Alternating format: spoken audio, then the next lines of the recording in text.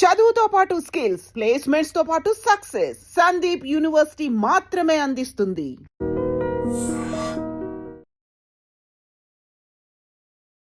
పలాస హనుమంతుడి ఆ గెటప్ లో ఉన్న వ్యక్తిని ఓకే, ఎందుకు కొట్టించాలి? అతను నార్మల్ గా కూడా పెట్టొచ్చు కదా. అదొక పెద్ద కథ.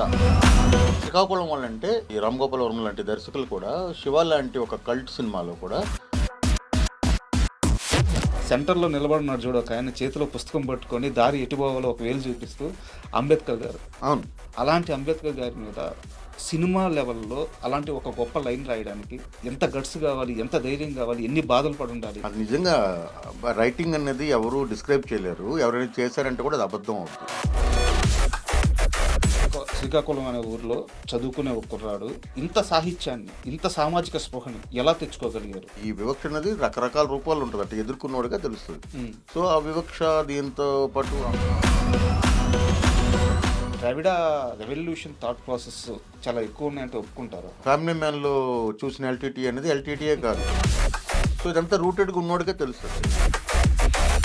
మట్కా సినిమాకి వచ్చి చూసుకున్న తర్వాత చేసిన ప్రమోషన్కి తీసిన సినిమాకి ఎక్కడో మ్యాచ్ అవ్వలేదు అని మీకు ఏమన్నా వచ్చిందా? బాంబేలో నవీన్ చంద్ర గారితో కలిపి చేయాల్సిన షూట్ 15 రోజులు షూటే చేయలేదు సినిమా. ఎందువల్ల? ఇంకా అంతకుమించి ఇంక మాట్లాడకూడదు. వరుణ్ గారి సపోర్ట్ ఎలా ఉండేది? జీరో. చాలా మంది ఆర్టిస్టులు మీ దగ్గర నుంచి వెళ్ళినోళ్ళు, బట్ ఏ రోజు కూడా వాళ్ళు స్టార్స్ అయిన తర్వాత కూడా ఎక్కడ తరుణ్ కుమార్ పేరు చెప్పింది లేదు, పలాస గురించి మాట్లాడింది లేదు. పోలకి విజయ్ మాస్టర్ ఉన్నారు కదా, మీసాల పిల్ల గురించి మాట్లాడిన అదే దీన్ని నెక్లెస్ గురించి కూడా మీరు అప్లై చేయాలండి అని నేను చెప్పాను. లేదండి, తెలుగు సినిమాల్లో తెలుగు హీరోయిన్ పెట్టుకోవాలంటే చాలా రిస్ట్రిక్షన్స్ ఉంటాయి. ఆ సీన్ చేయము, ఈ డ్రెస్లు వేసుకోము, ఇలాంటి కండిషన్స్ పెడతారు. ఈ తలనొప్పులు పడలేకే ముంబై హీరోయిన్స్ తీసుకొచ్చి పెట్టుకునేది అని చెప్పి చాలా మంది కెమెరా ముఖంగానే చెప్పున్నారు. మీరు మీ సినిమాలో తెలుగు హీరోయిన్స్ ని ఆల్మోస్ట్ వాడారు. మీకు ఎదురైన అనుభవాలు ఏంటి? అప్పుడు హీరోయిన్లుగా ఉంటూ ఇంకా హీరోయిన్ అవకాశాలు రావట్లేదు అని చెప్పిన వాళ్ళకి 8 మంది దగ్గరికి వెళ్ళారు. ఓకే, 8 మంది చెప్పింది ఏంటంటే, సో నాకు అప్పుడు అర్థమైంది ఏంటంటే తెలుగు అమ్మాయిలకు అవకాశం లేకపోవడం అనేది అయితే లేదు.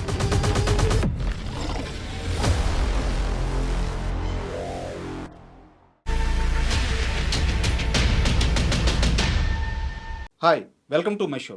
ఈరోజు నాతో దర్శకులు కరుణ్ కుమార్ గారు ఉన్నారు. వారు పలాస, శ్రీదేవి షోడా సెంటరు, మట్కా, అలాగే హనీ ఇలాంటి చాలా మంచి చిత్రాలు నిర్మించారు, చాలా మంచి చిత్రాలు తెరకెక్కించారు.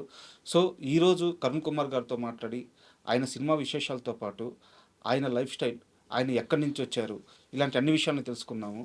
హాయ్ సార్, నమస్తే. నమస్తే అండి. సార్, ఇంటర్వ్యూ స్టార్ట్ చేసే ముందు అయితే నేను యాక్చువల్గా మా వ్యూవర్స్కి కూడా చెప్పాలనుకున్నాను, మీకు కూడా చెప్తున్నాను. ప్రతిరోజు ఎవరో ఒక స్టార్స్ని ఇంటర్వ్యూ చేస్తూ ఉంటాము, బట్ నాకు ఎందుకో ఈ ఇంటర్వ్యూ చాలా స్పెషల్గా రాబోతుంది అనిపిస్తుంది. ఎందుకంటే మీ పైన నాకు కొంత కోపం ఉంది, ఓకే, కొంత అభిమానం ఉంది. రచన పరంగా చాలా ఇన్స్పిరేషన్ కలిగించిన వ్యక్తి మీరు. సో చాలా మూమెంట్స్ ఉన్నాయి మీ దగ్గర నుంచి నేను తీసుకున్నాను. ఓకే, సో నేను అన్ని మొహమాటం లేకుండా అడగొచ్చా? ప్లీజ్ అడగచ్చు. మీ మీద నాకు ఒక విమర్శ ఉంది, ఒక గొప్ప ప్రశంస ఉంది. దేంతో స్టార్ట్ చేద్దాం? విమర్శతో స్టార్ట్ చేద్దాం. ఇది యాక్చువల్గా మిమ్మల్ని చాలా మంది అడిగిన ప్రశ్నే, బట్ 2020లో ఆ పీరియడ్లో పలాస రిలీజ్ అయిన తర్వాత ఫేస్బుక్లో నేను ఒక పోస్ట్ పెట్టా. ఓకే, హనుమంతుడి క్యారెక్టర్ ఆ గెటప్లో ఉన్న వ్యక్తిని, ఓకే, అతని నుంచి ఏదో ఇన్ఫర్మేషన్ రావాలి, అతను నాటకాలు లేకపోతే ఆ పాట పాడే వ్యక్తి, డప్పు కొట్టే వ్యక్తి, ఆ బృందంలో వ్యక్తి అయి ఉండొచ్చు, బట్ హనుమంతుడి గెటప్లో పెట్టి ఎందుకు కొట్టించాలి? అతను నార్మల్గా కూడా పెట్టొచ్చు కదా. హనుమంతుడు అంటే కొన్ని కోట్ల మందికి ఆరాధ్య దైవం.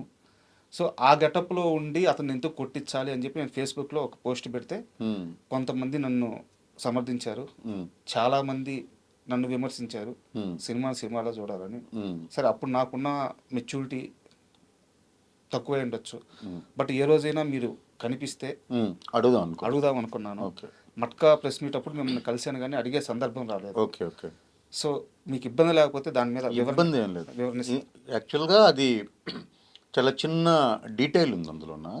సో ఆ కప్ప గెంతులు, కోతి గెంతులు అని ఒక 2 ఫామ్స్ ఉంటాయి, ఆర్ట్ ఫామ్స్ ఉంటాయి మాకు. సో శ్రీకాకుళం, ముఖ్యంగా శ్రీకాకుళం జిల్లాలో పలాస అటువైపు అంతా ఉంది దాంట్లో. ఉమ్, దాంట్లో అందరూ ఇప్పుడు మీరు చూసింది హనుమంతుడని మీరు అనుకుంటున్నారు. సార్. అది హనుమంతుడు కాదు. ఓకే. వానరుల్లో కొంతమంది. అదొక పెద్ద కథ. ఉమ్, అంటే కథ అంటే దాన్ని పెర్ఫామ్ చేస్తారు. ఒక 20-30 మంది కోతి వేషాలు వేసి, మనిషి కోతిగా ఉండే వేషం వేసి అర్థమవుతుంది. చేస్తారు. అంతే తప్ప అది హనుమంతుడని నేను ఎక్కడ ప్రస్తావించలేదు ఫస్ట్ థింగ్. ఉమ్, చాలామంది పొరపడ్డారు. గెటప్ అంటే గెటప్ అలా ఉండవు. ఏంటంటే అది మాకు సంబరాలను అవుతాయి పలాసలో. ఇప్పుడు ఆ సినిమాలో కూడా అంటే పర్లేదా, కొంచెం ఎక్కువైనా పర్లేదు నో చెప్పొచ్చా? Problem sir. సినిమాలో కూడా నేను చూపించిన ఇన్సిడెంట్ ఏదైతే ఉందో అది డైలాగ్ మీకు బాగా గుర్తుంటే, సారీ, వాసు ఎక్కడున్నాడు అని అవును, అడుగుతాడు. అవును. అడిగితే ఉదయపురంలోను, దీంట్లో ఉల్లాసపేటలోను రెండు దగ్గర ఆడుతున్నాడు ఆడుతున్నాడు. ఆడుతున్నాడు అంటాడు. ఓకే. సో యాక్చువల్గా పలాసలో 12 ఏళ్ళకి ఒకసారి సంబరాలు జరుగుతాయి. సార్. ఓకే, సంబరాలు అంటారు దాంట్లో. సంబరాలు అంటే అది సేమ్ జాతర. ఇలా జాతరలు. జాతర లెక్క. సో 12 ఏళ్ళకి ఒకసారి జరిగే సంబరాలకి, ఆ సంబరాల నేపథ్యంలో మళ్ళీ అంటే విజువల్ బ్యూటీ ఉండాలి, ఆ కల్చర్ని బాగా ఎస్టాబ్లిష్ చేయాలి. ఎందుకంటే అప్పటికి నాకున్న పెద్ద కంప్లైంట్ ఏంటంటే సినిమాల్లో తెలంగాణ వ్యక్తుల్ని, శ్రీకాకుళం వ్యక్తుల్ని, అంటే శ్రీకాకుళం పాత్రధారులు కానీ, తెలంగాణ మాట్లాడే పాత్రలు కానీ మ్యాక్సిమము గూన్సు, పూర్తిగా తెలివి తక్కువ వాళ్ళు, లేదనుకుంటే కరుడుగట్టిన విలన్లు ఉమ్, ఉంటారు తెలంగాణ సైడ్ నుండి. సార్. గూన్స్లో మళ్ళీ తెలివి తక్కువ గూన్సు, ఉమ్, కామెడీ చేసేవాళ్ళు, లేదనుకుంటే కరుడుగట్టిన ఇది అంటే కోట శ్రీనివాసరావు గారు సార్. చేశారు ఒక దాంట్లో, తర్వాత రామిరెడ్డి గారు చేశారు అంకుశంలో. ఆ యాసని అలా వాడేవారు. వాడేవారు. అంతే తప్ప తెలంగాణ ఆత్మని, తెలంగాణ మనుషుల తాలూకా వాళ్ళ ఆచార వ్యవహారాలని, వాళ్ళ భాషని, వాళ్ళ తాలూకా ఆచార వ్యవహారాలని, సాంప్రదాయాలని, కళల్ని ఎవరు ఎక్స్పోజ్ చేయలే. సార్. చాలా తక్కువ వచ్చినవి. తక్కువ పరిధిలో వచ్చినవి చాలా తక్కువ. అగ్రీడ్. ఓకే.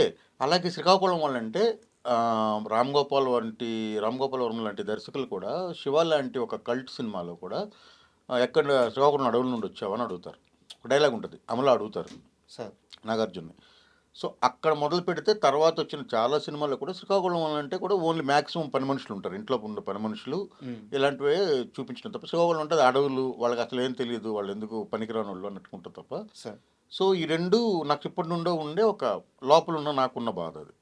సో అక్కడుండే కల్చర్ని, అక్కడుండే వైరుధ్యాన్ని అన్నిటినీ కూడా సినిమా మీద తెరకెక్కించాలన్న దానికి నాకు ఇన్స్పిరేషన్ ఏంటంటే తరుణ్ భాస్కర్ తీసిన పెళ్లి చూపులు. దానికంటే ముందు నేను చూసిన సైన్మా అనే ఆయన షార్ట్ ఫిల్మ్ ఒకటి ఉంటుంది, అద్భుతమైన ఫిల్మ్ అది.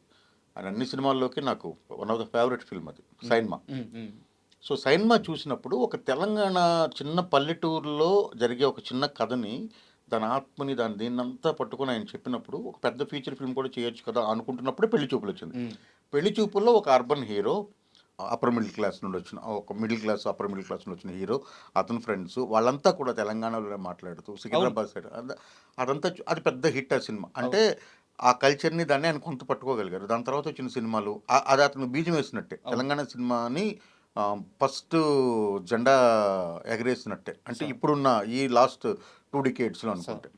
సో అది చూసిన తర్వాత శ్రీకాకుళం ఆత్మగా కూడా సినిమా ఎందుకంటే Palasa can be happy anywhere, అంటే దేశం మొత్తం మీద ఎక్కడైనా ఖర్చు చెప్పొచ్చు. సార్. పలాస అనేది తీసుకోవాలనేది. పలాసని ఎందుకని అంటే శ్రీకాకుళంలో చెప్పాలి, ఒక బ్యాక్గ్రౌండ్ జీడిపప్పు ఇవన్నీ కూడా చూపించాలి, జీడిపప్పు మ్యానుఫ్యాక్చరింగ్ ఇదంతా చూపించాలి. ప్రపంచం మొత్తానికి 60-70% జీడిపప్పు పలాస నుండి వెళ్తుంది, కరెక్ట్. శ్రీకాకుళం జిల్లా నుండే వెళ్తుంది. సో అది ఎలా మ్యానుఫ్యాక్చర్ చేస్తారో దాని బ్యాక్గ్రౌండ్లో ఉండే రాజకీయాలు కానీ, దాని బ్యాక్గ్రౌండ్లో ఉండే పవర్ పాలిటిక్స్ కానీ, క్యాస్ట్ పాలిటిక్స్ కానీ, వీటిని నేను ఎక్స్పోజ్ చేద్దాం అనుకున్నప్పుడు దానికి ఒక కల్చరల్ బ్యాక్గ్రౌండ్ కావాలి. ఎందుకంటే ఎప్పుడైనా సరే ఒక పెద్ద సెటప్, ఇప్పుడు నాకు బడ్జెట్ లేదు కానీ నా చేతిలో సెటప్ ఉంది. ఉమ్, సో ఆ సెటప్ని నేను ప్రాపర్గా రాగా చూపించగలుగుతున్నప్పుడు అది తీసుకోవాలనుకున్నాను. దాంట్లో భాగంగా ఒక ఖాళీ డ్యాన్స్ మాకు అక్కడ వేసే ఈ సంబరాల్లో మ్యాక్సిమం ఏంటంటే ఈ నేను చెప్పిన గెంతుల డ్యాన్స్ ఒకటి ఉంటుంది, గెంతులు. పొడుగు కాళ్ళు మనిషి అని ఒకటి ఉంటుంది. అంటే కర్రలకి మనుషులు కాళ్ళు కట్టుకొని వాళ్ళు డ్యాన్స్ చేస్తారు. మీకు మళ్ళీ ఇంకొకసారి మీరు పలాస చూడగలిగితే ఫస్ట్ పార్ట్ అందులో ఉండే వాయిద్యాలు ఏవైతే ఉంటాయి, తుత్తురు, తుడుము, ఇవన్నీ కూడా వాడాం ఆ స్టార్టింగ్ దీనికి, సార్. డప్పులు. అప్పటిదాకా తెలుగు సినిమాలోన ఎక్కడ వినిపించిన ఒక సౌండ్ అది. అవును సార్. సో వాటన్నిటిని నేను ఎక్స్పోజ్ చేద్దాం అనుకున్నాను. దాంట్లో భాగంగా ఇప్పుడు ఆడెవడైతే ఉన్నాడో వాడు గతంలో హీరో తాలూకా అన్న చనిపోవడానికి కారణమైన కోవర్ట్ ఉమ్, సినిమాలో. ఆ పాత్ర అంతా నేనేం చెప్పను. అది చాలా లేట్‌గా చెప్పుంటాను. వాడు కనిపిస్తాడు, వాడు తిరుగుతుంటాడు, వాడే అది సెట్ చేస్తాడు. వాడి తర్వాత కలిసిపోయాడు ఇవన్నీ కూడా ఉంటాయి అందులోను. ఉమ్, సో, అలా చూపించింది తప్ప అది హనుమంతుడైతే కాదు. సార్ అది అందులో ఒక భాగం. అంటే ఒక 50, 60 మంది కోతుల వేషాలేసుకుంటారు. ఓకే. కోతుల వేషాలేసుకొని చేస్తారు. వాడు ఆడుతున్నాడు. అందులో భాగంగా వాడిని వీడు తీసుకొచ్చాడు అన్నదే చెప్పడం. అది జస్ట్ క్లారిటీ కోసం అంతే అడిగాను అంతే సార్. చెప్తున్నాను ఆ, నీకే అదేం లేదు. రెండోదేంటంటే ఇప్పుడు అందులో దీనికంటే పెద్దదొచ్చిందంటే కాళీమాత తల నరికినట్టుగా మీరు చూపించారన్నారు సార్ కదా! కాళీమాత తల నరకడం అన్నది అక్కడ అసలు ఇదే కాదు. కాళీమాత డాన్స్ చేయడానికి చాలా విపరీతమైన పవరు, విపరీతమైన స్టామినా కావాలి. అది అందరూ చేయలేరు. అది ఆ వేషం వేసినోడికి అందులో ఒక డైలాగ్ ఉంటది. "చాలా రోజులయిందిరా గస ఆడగలవు లేకుండా ఆడగలనంటావా" ఆడగలవా, అంటే, అవును అవును "నీకంటే ఇంకెవడ్రా కట్టినోడున్నాడు ఆడగలవని" అతను అంటాడు. పక్కనుండే వ్యక్తి. అవును సో, యాక్చువల్‌గా చాలా పెద్ద పెద్ద రౌడీలు, చాలా దేహదారుఢ్యం ఉండేవాళ్ళు. వీళ్ళే దాన్ని పెర్ఫార్మ్ చేసేవారు. రియల్గా కూడా. రియల్‌గా. ఆ, ఎందుకంటే అదంత చాలా చాలా హెవీ మేకప్ అది. దాని మేకప్‌కే 3, 3:30 గంటలు పడుతది. బా సో, ఆ 3, 3:30 గంటలు ఆ ఒంటి మీద డ్రెస్సు అదంతా యేసుకొని యాక్చువల్‌గా నెక్స్ట్ యాక్ట్ ఏముంటదంటే ఒక మేకని గాని, కోడిని గాని లైవ్‌లో ఒక పీక్‌కెళ్ళిన తర్వాత లైవ్‌లో పేక్ కొరికేస్తారు. ఆహా, ఇదంతా కూడా పెర్ఫార్మ్ చేస్తారు. ఇదంతా కూడా ఒక సంస్కృతిలో భాగం. Sir okay. ఈ సంబరాల్లో అది జరుగుద్దనమాట. సో, నేను మరీ అంత వైల్డ్‌గా చూపించలేను. బట్ వాడి తాలూకా బలాన్ని చూపించాలి. స్టార్టింగ్ దీంట్లోనే ఉమ్, వాడి ఉమ్, బలాన్ని చూపించాలి. వాడు ఇదంతా కూడా లేయర్డ్ స్టోరీ టెల్లింగ్. అంటే మీకు రూట్స్ తెలిస్తే ఇదంతా కూడా అసలు ఏమి అభ్యంతరం అనిపించదు. కరెక్టే కదా! ఓకే. ఇది ఎవడు పడితే ఆడు ఆడలేడు కాళీ డాన్స్. అంటే అర్థమవుతుంది ఇంక్లూడింగ్ సార్. 'మోహన్ రావు' కూడా ఆడలేడు. ఉమ్, హీరో కూడా 'మోహన్ రావు' కూడా అవును. ఆడలేడు కాళీ ఉమ్, డాన్స్. ఉమ్, 'మోహన్ రావు' ఓన్లీ గజ్జి కట్టి రోడ్డు మీద చిందేయగలడే తప్ప ఉమ్, 'మోహన్ రావు' కాళీ డాన్స్‌ని పెర్ఫార్మ్ చేయలేడు. సార్ సో, ఆ పవర్‌ని అక్కడ చూపించాను. అంతే అర్థమవుతుంది సార్. తప్ప అది హిందూ దేవుళ్ళనో లేకపోతే ఇంకోళ్ళనో ఇది చేయాలన్నది అసలు అలాంటి ఐడియా ఎప్పుడూ లేదు నాకు. Thank you sir me clarity అంతే ఇచ్చినందుకు. అంతే. అండ్ ఇంకోటి ప్రశంస వచ్చేసి పలాస సినిమాలోనే సెబాస్టిన్ క్యారెక్టర్ మోహన్ రావుని తీసుకెళ్ళి జీప్లో లాస్ట్ క్లైమాక్స్లో తీసుకెళ్తున్నప్పుడు, అంటే మీరు సారీ నేను క్లారిటీ ఇవ్వాలనుకుంటున్నాను, హ్మ్. హ్మ్. దీన్ని అసలు ఇంటర్వ్యూ లాగే చూడొద్దు. లేదు లేదు లేదు. జస్ట్ ప్లీజ్ మన ఇద్దరం ప్లీజ్. డిస్కషన్ ప్లీజ్ పెట్టుకుందాము. ప్లీజ్. డైలీ ప్యాటర్న్లో క్వశ్చన్స్ అయితే ఉండవు. ఏం లేదు పర్లేదు. మీకు కంఫర్ట్గానే యా. చూద్దాం. నాకు కంఫర్ట్ లేకపోయినా పర్లేదు. చెప్పండి. ఆ, మోహన్ రావుని జీప్లో కూర్చోబెట్టుకొని సెబాస్టిన్ తీసుకెళ్లేటప్పుడు ఇతను చెప్తాడు, "ఆ, మేము అందరితో కలిసి కూర్చొని చదవలేము, ఆ, మా నీళ్ళకి మా అంటూ ఇట్లా చెప్తున్నప్పుడు సెబాస్టిన్ కూడా మాట్లాడుతూ మా నాన్న కూడా ఆ, మేము మా అమ్మ నాన్న కూడా పెంట పి ఎత్తుకొని పి అనే పదం వాడాను సారీ నేను అక్కడ. పీ ఎత్తుకొని బయట వేసే ఇదే, కానీ మా నాన్న నా చేయి పట్టుకొని స్కూల్కి తీసుకెళ్ళాడు సెంటర్‌లో. సెంటర్లో." బా, ఆ సినిమా చూసినప్పుడు ఫస్ట్ టైం నాకు ఆ ఉద్వేగం. సెంటర్లో నిలబడినాడు చూడు ఒక ఆయన, చేతిలో పుస్తకం పట్టుకొని దారి ఎటు పోవాలో ఒక వేలు చూపిస్తూ, అంబేద్కర్ గారు. అవును. అంటే జీవితంలో ఎన్ని దెబ్బలు తిన్న మనిషి, ఆ, ఎన్ని సంఘటనలు చూసిన మనిషి, ఎంత కదిలిపోయిన మనిషి ఆ ఒక్క లైన్ రాయగలడు. అంబేద్కర్ గారి గొప్పతనం, ఆయన జీవితం అంతా చెప్పింది అదే, నేర్పించింది అదే. ఒక జాతి మొత్తానికి సారీ, జాతి అనే ఓడి కూడా తప్పు సార్, ఒక దేశం. జాతి అనేది వర్డ్ తప్పు కాదు. దాన్ని మనం తప్పు చేసేసాం. జాతి ఆహా, అంటే ఒక సమూహం. అంబేద్కర్ గారిని జాతి అని అనడం, ఆ! నేను అది చెప్తున్నాను. ఓకే. ఒక దేశం మొత్తానికి ఆయన ఇచ్చిన సందేశం, ఒక నాలెడ్జ్, మైండ్ని పెంచుకోండి, నాలెడ్జ్ని పెంచుకోండి ఆయన ఇచ్చిన సందేశం. అలాంటి అంబేద్కర్ గారి మీద సినిమా లెవెల్లో అలాంటి ఒక గొప్ప లైన్ రాయడానికి ఎంత గట్స్ కావాలి, ఎంత ధైర్యం కావాలి, ఎన్ని బాధలు పడి ఉండాలి. Thank you. ఆ డైలాగ్ ఎలా వచ్చింది ఒకసారి అది చెప్పండి అది నిజంగా రైటింగ్ అనేది ఎవరు డిస్క్రైబ్ చేయలేరు. ఎవరైనా చేశారంటే కూడా అది అబద్ధం అవుద్ది. సార్. రైటింగ్ ఎప్పుడూ డిస్క్రైబ్ చేయలేం. మ్, రైటింగ్ ఏంటంటే కొత్త ఫ్లో ఆఫ్ థాట్స్ ఉంటాయి కదా! మ్, ఆ టైంకి ఏదొచ్చి కూర్చుంటుందన్నదే మనకి ఇది. అదేంటంటే కొన్ని సంవత్సరాల పాటు మనం చేసిన అభ్యాసం, చదివిన పుస్తకాలు, మన మైండ్‌లో ఉండే ఐడియాలజీను మ్. ఆ టైంకి అది పడితే బావుంటదేమో అని అనిపిస్తుంది. ఇప్పుడు వినాయకుడు డైలాగ్ ఉంటది కదా! అవును, అది కూడా ఇప్పుడు గుర్తుంది. ఆ డైలాగ్ కూడా ఎలా వచ్చిందంటే నాకు నిజంగా తెలీదు. వినాయకుడి తల తెగిపోతే అతికించడానికి దేవుడు వినాయకుడి తల ఉన్నప్పుడు అతికించడానికి దేవుడొచ్చాడని రాసిన అదే పుస్తకాల్లో పుస్తకాల్లో ఏకలవ్యుడు. ఏకలవ్యుడు బొటనవేలు అతికించడానికి దేవుళ్ళు ఎందుకు లేరు అన్నది నీకు తెలిసినప్పుడు మ్, అప్పుడు ఇదంతా ఏమి ఉండదని చెప్తాడాయన. సార్. అది అది అలాగే రాసే ఉన్నట్టు ఇప్పుడే అది చెప్పలేము. మ్. నిజంగా చెప్పలేను నేను కూడా. అయితే మీ బ్యాక్గ్రౌండ్ చాలాసార్లు చెప్పున్నారు కాబట్టి నేను లోతుల్లోకి వెళ్ళలేదు. ఆ, ఒక శ్రీకాకుళం అనే ఊర్లో చదువుకునే ఒక కుర్రాడు, ఆ, దేని మీదో అతనికి ఒక విరక్తి వచ్చింది. సమాజం మీదో, చదువు మీదో, మనుషుల మీదో, తన పేదరికం మీదో, తను తన చుట్టూ ఉన్న పరిస్థితుల మీదో. అతను దూరంగా అందరిని వదిలిపెట్టి దూరంగా వెళ్ళిపోయాడు. బట్ దూరంగా వెళ్ళిపోయిన వ్యక్తి ఇంత సాహిత్యాన్ని, ఇంత సామాజిక స్పృహని ఎలా తెచ్చుకోగలిగారు? అది లోన్లీనెస్ అండి. ఇప్పుడు నాకు నేను వెళ్ళిపోయినప్పుడు ఉన్న 10 ఏళ్ళు జర్నీ ఏదైతే ఉందో, హ్మ్. ఆ 10 ఏళ్ళలో విపరీతమైన ఫస్ట్ ఇయర్ అంతా చాలా హ్యూమిలేషన్ ఉండింది. హ్మ్. ఆహ్, అప్పటికి 10థ్ పూర్తయింది. అంతకు మించి ఇంకేం లేదు 10థ్ కాబట్టి పూర్తయినాక 10థ్ వెళ్ళిపోయారు. అంతే. 10థ్ హ్మ్. పూర్తయింది. ఇంకేం చదువుకోలేదు. అంతే నా ఎడ్యుకేషన్ ఈ రోజుకి. హ్మ్. వెళ్ళిన తర్వాత మెడ్రాస్ లాంటి ఒక ప్లేస్‌లో చాలా వివక్ష ఉండేది. అంటే నేను పనిచేసే ప్లేస్‌లోన. హ్మ్. అది ఇప్పుడు అలాంటివన్నీ ఏమి ఉండదు కానీ భాషా వివక్ష ఉంటది. అంటే హ్మ్. నీకు తమిళ్ రాదు కాబట్టి నువ్వు అప్పుడు ఖచ్చితంగా మైనారిటీ అవుతావు. అంటే ఈ వివక్ష అనేది రకరకాల రూపాల్లో ఉంటది. అంటే ఎదుర్కొన్నోడిగా తెలుస్తది. హ్మ్. సో, ఆ వివక్ష దీంతో పాటు అమ్మా, నాన్న లేకపోతే 15 ఏళ్ల కుర్రోడికి ఏముంటది ఆ టైంలో విపరీతమైన ఫ్రెండ్స్ ఉండాలి, సర్కిల్ ఉండాలి. అప్పుడప్పుడే మనం అడల్సెన్స్‌లోకెళ్తాం. అంటే ప్యూబర్టీ దాటిన అవును. ప్లేసు. సో, మనం పెద్దోళ్ళం అవుతున్నామని మనకొక కాన్ఫిడెన్స్ ఉంటది. అమ్మా, నాన్న ఉండాలి, గైడ్ చేసేవాళ్ళు ఉండాలి. ఇదంతా కంప్లీట్‌గా మనం రాంగ్ ట్రాక్‌లోకెళ్ళడానికి చాలా మంచి టైం అది. సో, లక్కీగా ఏంటంటే నేనున్న ప్లేస్‌కి చాలా దగ్గరలో ఒక లెర్నింగ్ లైబ్రరీ ఉండేది. ఓకే. సో, మిగతా టైంలో చేయడానికి పనేం లేక పుస్తకాలు చదువుకోవడం అంతే. ఇందులో నేనేమో గొప్పగా ఏదో అనుకోని చేశాను అనడానికి ఏం లేదు. పుస్తకాలు చదువుకోవడం అనేది మామూలు కాలక్షేపం పుస్తకాలు. హ్మ్. 'ఆంధ్రజ్యోతి', 'స్వాతి', 'ఆంధ్రభూమి', హ్మ్. 'యండమూరి' గారి నవలలు, 'మల్లాది' గారి నవలలు ఇవి దొరికేవక్కడ. సరే. సో, అవి చదవడం. అవి చదవడం తర్వాత ఒక హ్మ్, ఒక చిన్న ఇంట్రెస్టింగ్ ఇన్సిడెంట్‌లో ఊరికనే ఒక మీ అక్షరాలన్నీ ఈ గుండ్రం గుండ్రంగా జిలేబీల్లాగా ఉంటాయని వాళ్ళు ఆట పట్టించేవారు. హ్మ్. నాతో పాటు పనిచేసే నా కొలీగ్స్. మీవి 56 అక్షరాలు, వాళ్ళకి 56 ఉండవు. వాళ్ళకి 26. సరే. సో, 26 అక్షరాలతో మా లాంగ్వేజ్ ఉంటది. మా లాంగ్వేజు నువ్వు ఎప్పటికైనా నేర్చుకోగలవా? మీరు ఒక పారా కూడా చదవలేవన్నప్పుడు, అది పట్టుదలతో నేను ఒక 6 నెలల్లో చదవడం నేర్చుకున్నాను. ఓకే. అంటే మామూలుగా ఓకేగా చదవడం నేర్చుకున్నాను. తర్వాత ఇది ప్రాక్టీస్ ఇంకా. సో, తమిళ్ ఒకసారి చదవడం మొదలుపెట్టిన తర్వాత తమిళ్ తాలూకా టేస్ట్ నాకు బా నచ్చింది. హ్మ్. అంటే వాళ్ళ లిటరేచర్ టేస్టు తర్వాత ఆహ్, ఎక్కువగా నాకు బాగా ఎక్కిందేంటంటే అప్పుడే టీవీలు రావడం, టీవీలో మంచి అంటే ఇప్పుడు దూరదర్శన్ వచ్చిన కొత్తలో అద్భుతమైన ప్రోగ్రామ్స్ వచ్చేవి తెలుసు ప్రస్ కదా! అలాగే అక్కడ టీవీలో ప్రోగ్రామ్స్ చూడడం. వాళ్ళు మాక్సిమం అన్నిట్లోనూ కూడాను చాలా స్పష్టమైన తమిళ్ పలకడం. ఆ సౌండు హ్మ్. సమ్‌హౌ అలాగ అట్రాక్ట్ అయిన తర్వాత తమిళ్ సాహిత్యం మొదలుపెట్టాను. సాహిత్యం అనేది తమిళ్‌లో మొదలుపెట్టాను. తెలుగులో నేను సాహిత్యం ఏమీ చదువుకోలే. సరే. చదివినంతా పల్పే. హ్మ్. కానీ తమిళ్‌లో సాహిత్యం చదివిన తర్వాత ఇంకా ప్యారలెల్‌గా రాజేష్ కుమార్ అని ఒకాయన ఉండేవాడు. ఆయన నవలలు, బాల అని ఇద్దరు ఉండేవారు. బాలకుమార్ అని ఒకాయన. హ్మ్. తర్వాత ఇలా ఒక 10, 15 మంది రైటర్స్ ఉన్నారు. వాళ్ళ పుస్తకాలు రెగ్యులర్‌గా చదువుతుండేవాడిని. అంతే లెర్నింగ్ లైబ్రరీలోనే.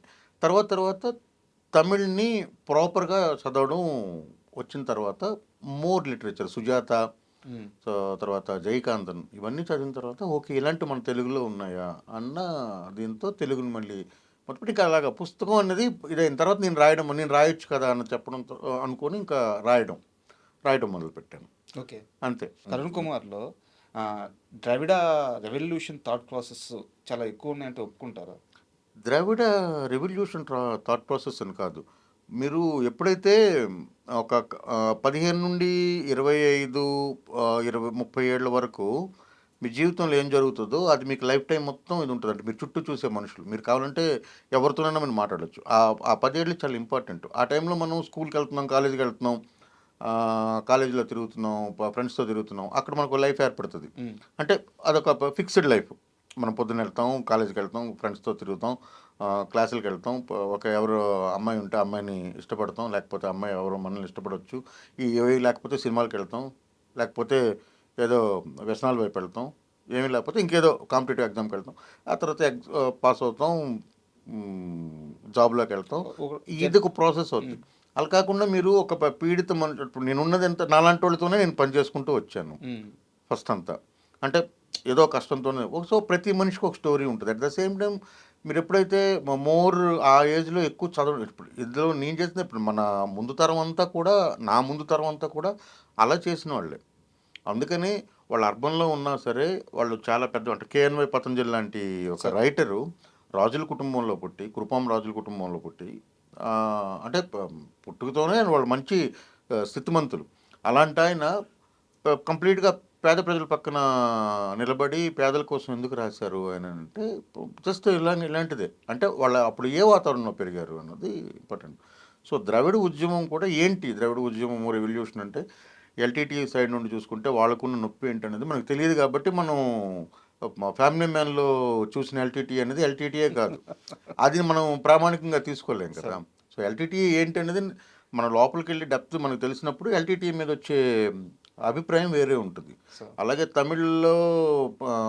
తమిళనాడులో ఉన్న మళ్ళీ సేమ్ కాస్ట్ సమస్య, జాతి సమస్య, వాళ్ళకున్న సప్రెషన్ అంటే ఎంత హింస జరుగుతుంది జాతి పేర్లు అక్కడ అన్నదంతా కూడా మనకు తెలియదు. తర్వాత లోకల్ రౌడీ పాలిటిక్స్. తమిళనాడు కంప్లీట్‌గా రౌడీ పాలిటిక్స్ అంటే మనం చూసిన ఇద్దరు సినిమాలో చూపించినంత మెత్తటి పాలిటిక్స్ అయితే ఏముండవు. రౌడీ పాలిటిక్స్ చాలా ఎక్కువ. అంటే అన్ని మేజర్ సో ఇదంతా రూటెడ్‌గా ఉన్నోడికే తెలుస్తది. తెలియని వలన మనకి ఇన్‌ఫ్లుయెన్స్ ఉండొచ్చు. సార్ అది. అయితే అసలు ఇది సినిమా గురించి కాదు ఈ ప్రశ్న. నాకు శ్రీకాకుళం సంబంధించిన ఉత్తరాంధ్ర మనుషులంటే చాలా ఇష్టం. ఎందుకు ఇష్టం అంటే అమాయకత్వము లేకుంటే ఇవన్నీ తర్వాత సంగతి.